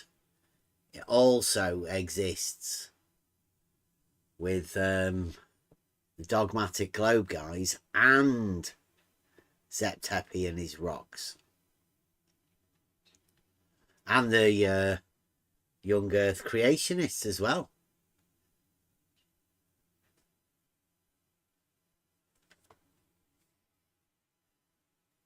Because I always thought that, you know, when I was listening to the globe guys, whenever they were having a go at the Christians and all of that, and the flat earthers, they always used to have a go at the young earth creationists. So I always imagined that the young earth creationists were flat earthers, like within the Christian religion, like proper.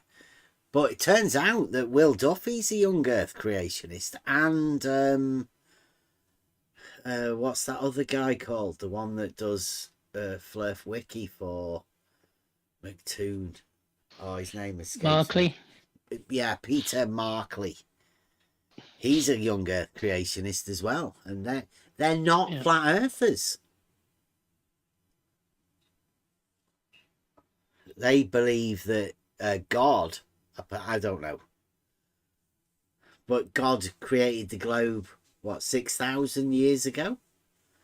And there may be a few time freezes in between certain things involved in that. And it might involve a globe with a horizontal surface. All points horizontal, but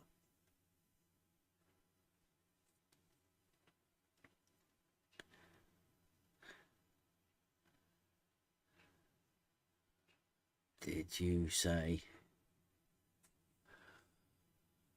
I think that was, I don't know, who's saying that dinosaurs are fake?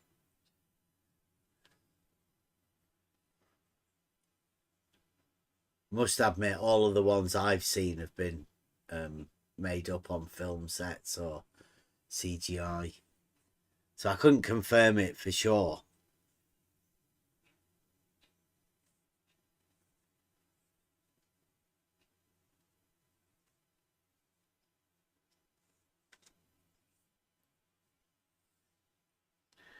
It was one of those things that when I was a kid, I was pretty sure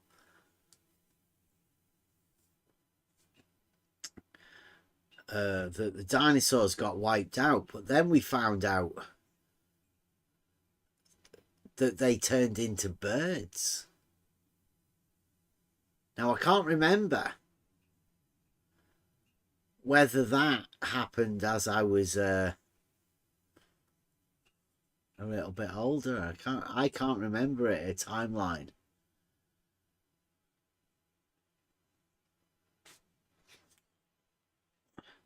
When dinosaurs turned into birds, and, you know, from my own personal timeline.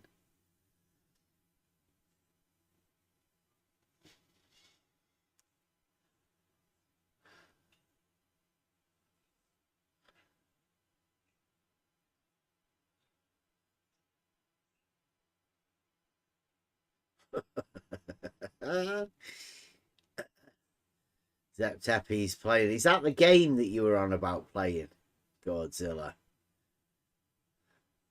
The game you're playing with Zep Teppy at the minute.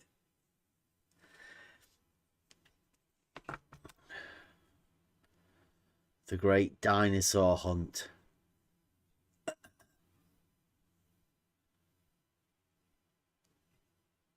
think Emma's lad would be the expert on dinosaurs. If I had to phone a friend. Yeah, same. He knows all their names. Yeah.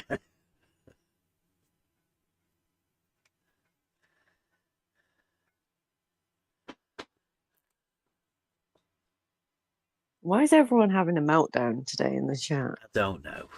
Dinosaurs. Thank you.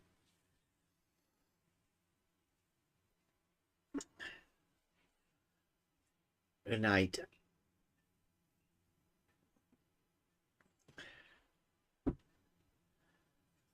Probably.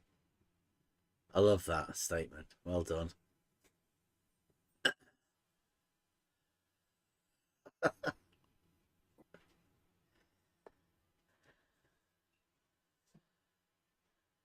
Yeah. Maybe. The chat's going wild with the stories. You two should get together and write some sort of a story. Script it something up. Sure, nobody's ever been through these sort of things before.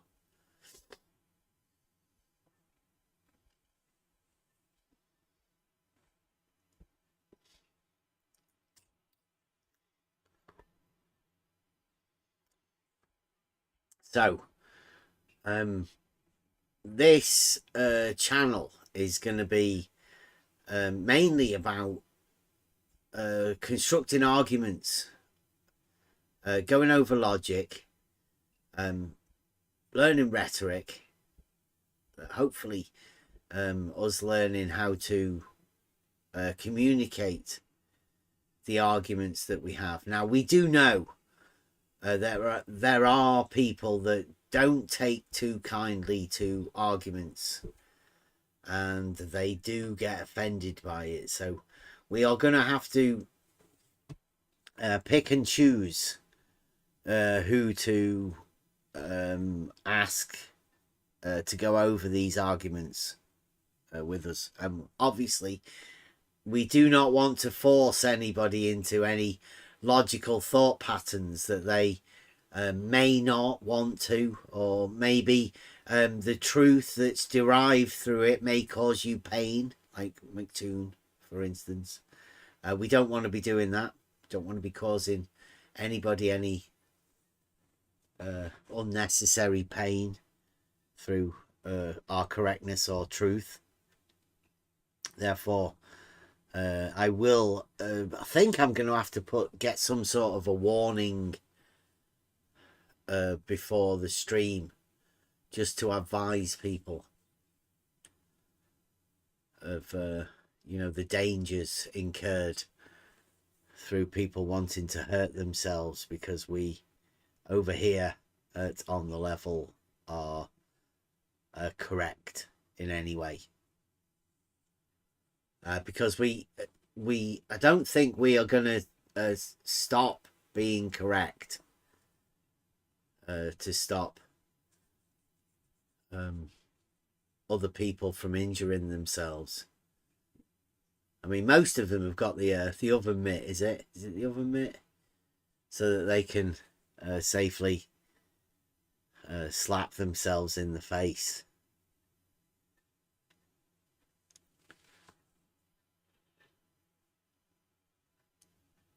Must be a dogmatic globe thing. Because I don't know, I don't think I've never actually needed to do that.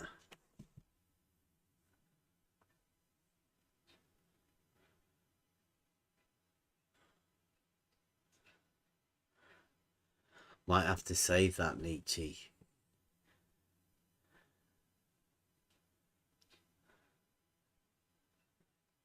In fact, I might have to do one of those. You'll have to sort us some pictures out.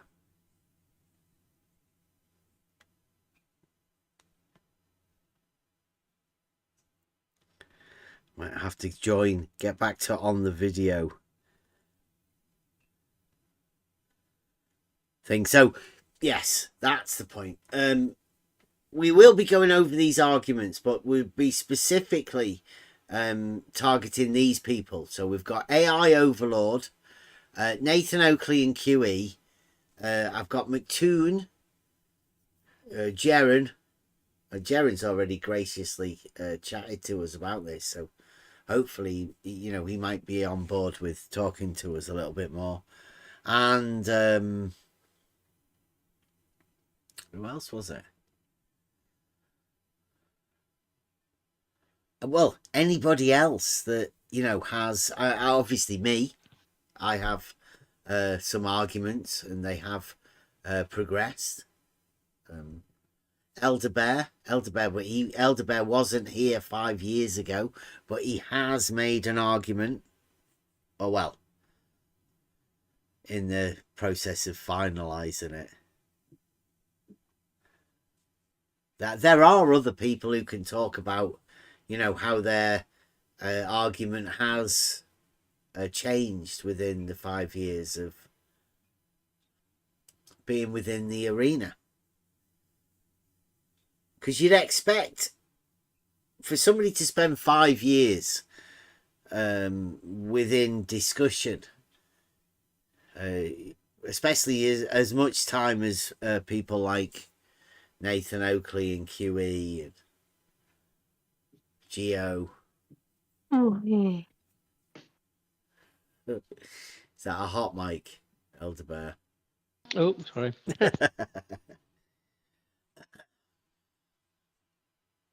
So you'd hope people's arguments have been able to change, and you'd also hope that the rhetoric, the ability to be able to communicate that thing has actually changed as well.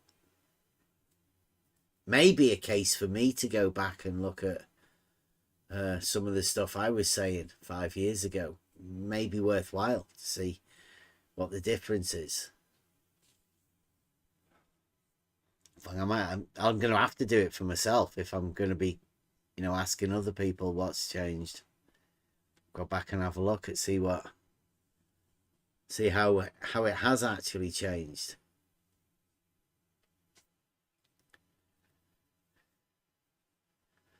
"5 years ago, since the inclusion of Amodus Tollens into the arena, somebody placed a logical framework of an argument into a debate arena, but the debate arena, in my understanding, flat earth debate, is a bit like the Flat Earth Society in the fact that their intention seems to be to change the meaning of debate in the minds of people.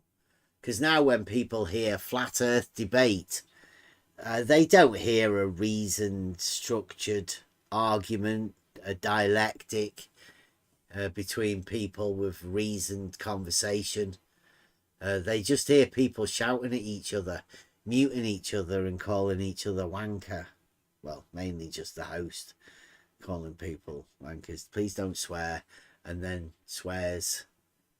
That's what people recognise to this day as flat earth debate being. Now, that's how you change the meaning of a word. You place some other words in front of it as to make it, you know, similar to a debate, but a bit different because it's got flat earth debate in front of it. And obviously that now changes the structure of what a debate is. A flat earth debate is where people shout at each other and call each other names with no argument, no purpose other than degrading each other and trying to get one over on each other. No argument. But it's 2025. Were you parents or grandparents Christian, Bev? Or am I wasting my time? I don't know what you mean. I asked my dad about this the other day. I said to him, did he know anything about Satan's short season? He said no, he'd never heard of it. I asked him, did he bother reading the Bible? And he said, no, not particularly. So that's my dad. I don't know. Is there some time to be wasted? Gods? I don't know.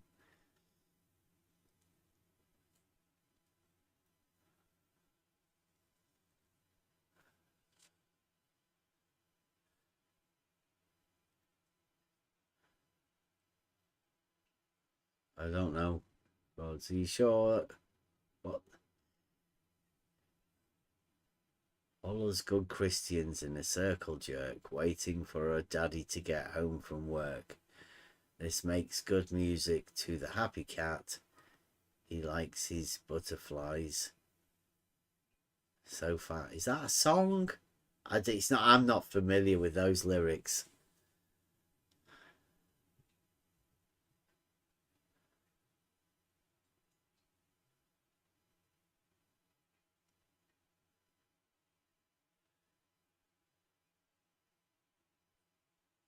Yeah, I don't know what you mean, God. So sorry, I'm lost. This is why I say, it's much better to have this verbal communication. Chat through text is very difficult. I don't know.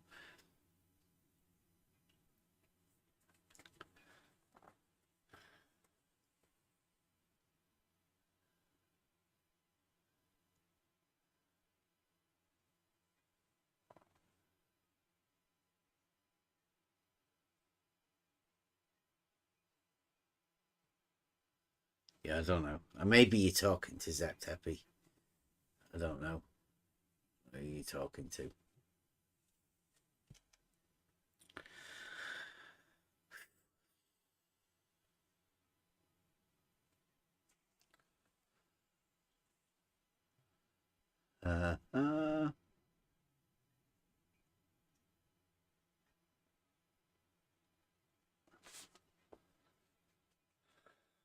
One last song and then I think we're out of here. I keep saying I'm going to go live and talk about stuff, but I mean, I don't know. I've got conversations that I've already had. I could put those on. But I'm also going over some clips and making some videos. It depends what people want to hear. Most of the conversations we have in here are good, but I'm not too sure whether they're for everybody to hear. So I think there's a lot of conversations that goes on within our Discord that aren't,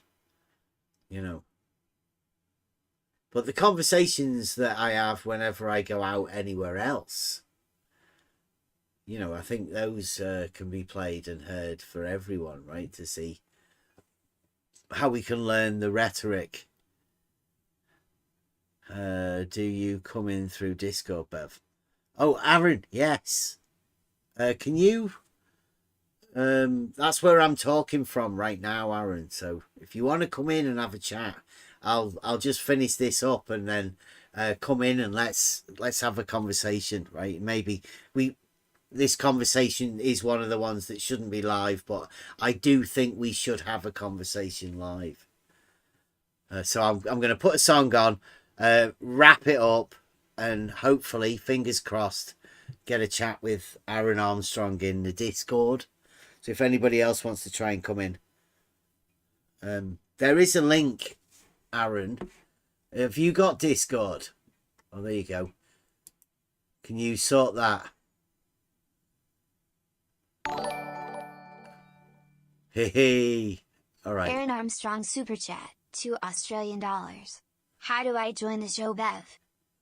Wow, did you hear that? That was the first super chat I've ever had that. Did you guys hear that? Never even heard that before. Did you hear it? Super chat. Aaron wants to know how he joins the... Yeah, I saw it. Yeah, approving that. Yeah. Okay. Aaron's been approved. Emma, are you still around? Can you make sure he gets... I'll get it here.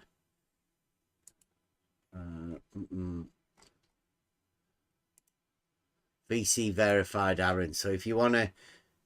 You should be able to see the symposium.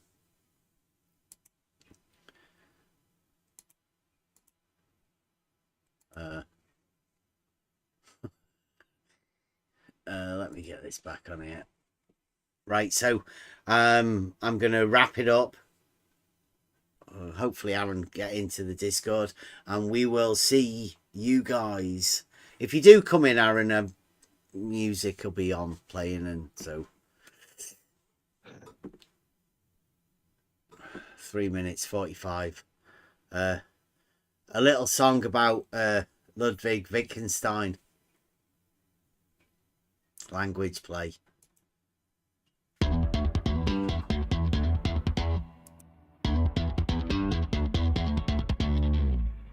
See you soon.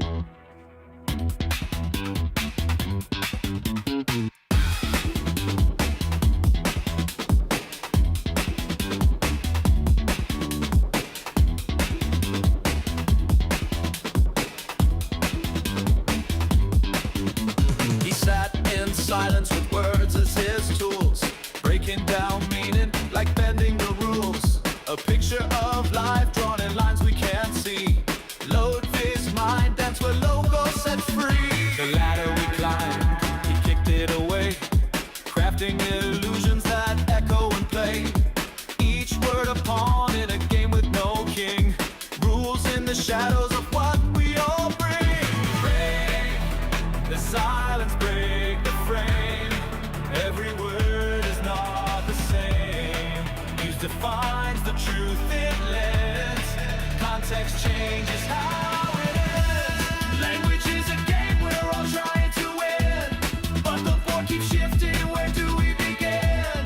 Words, they are puzzles that twist in our hands. A house built of mirrors no one understands. He whispered to scholars who fought to make sense of meaning and grammar. Their minds grew intense. His words like riddles, they open new doors, but each step towards left questions galore. Rules of the game, they were hidden in sight. Ludwig, he laughs at the dim of the light. We play and we fumble, we stumble and fall, but the game keeps spinning, a puzzle for all. Break the silence, break the frame. Every word is not the same. Use defines the truth it lends. Context changes how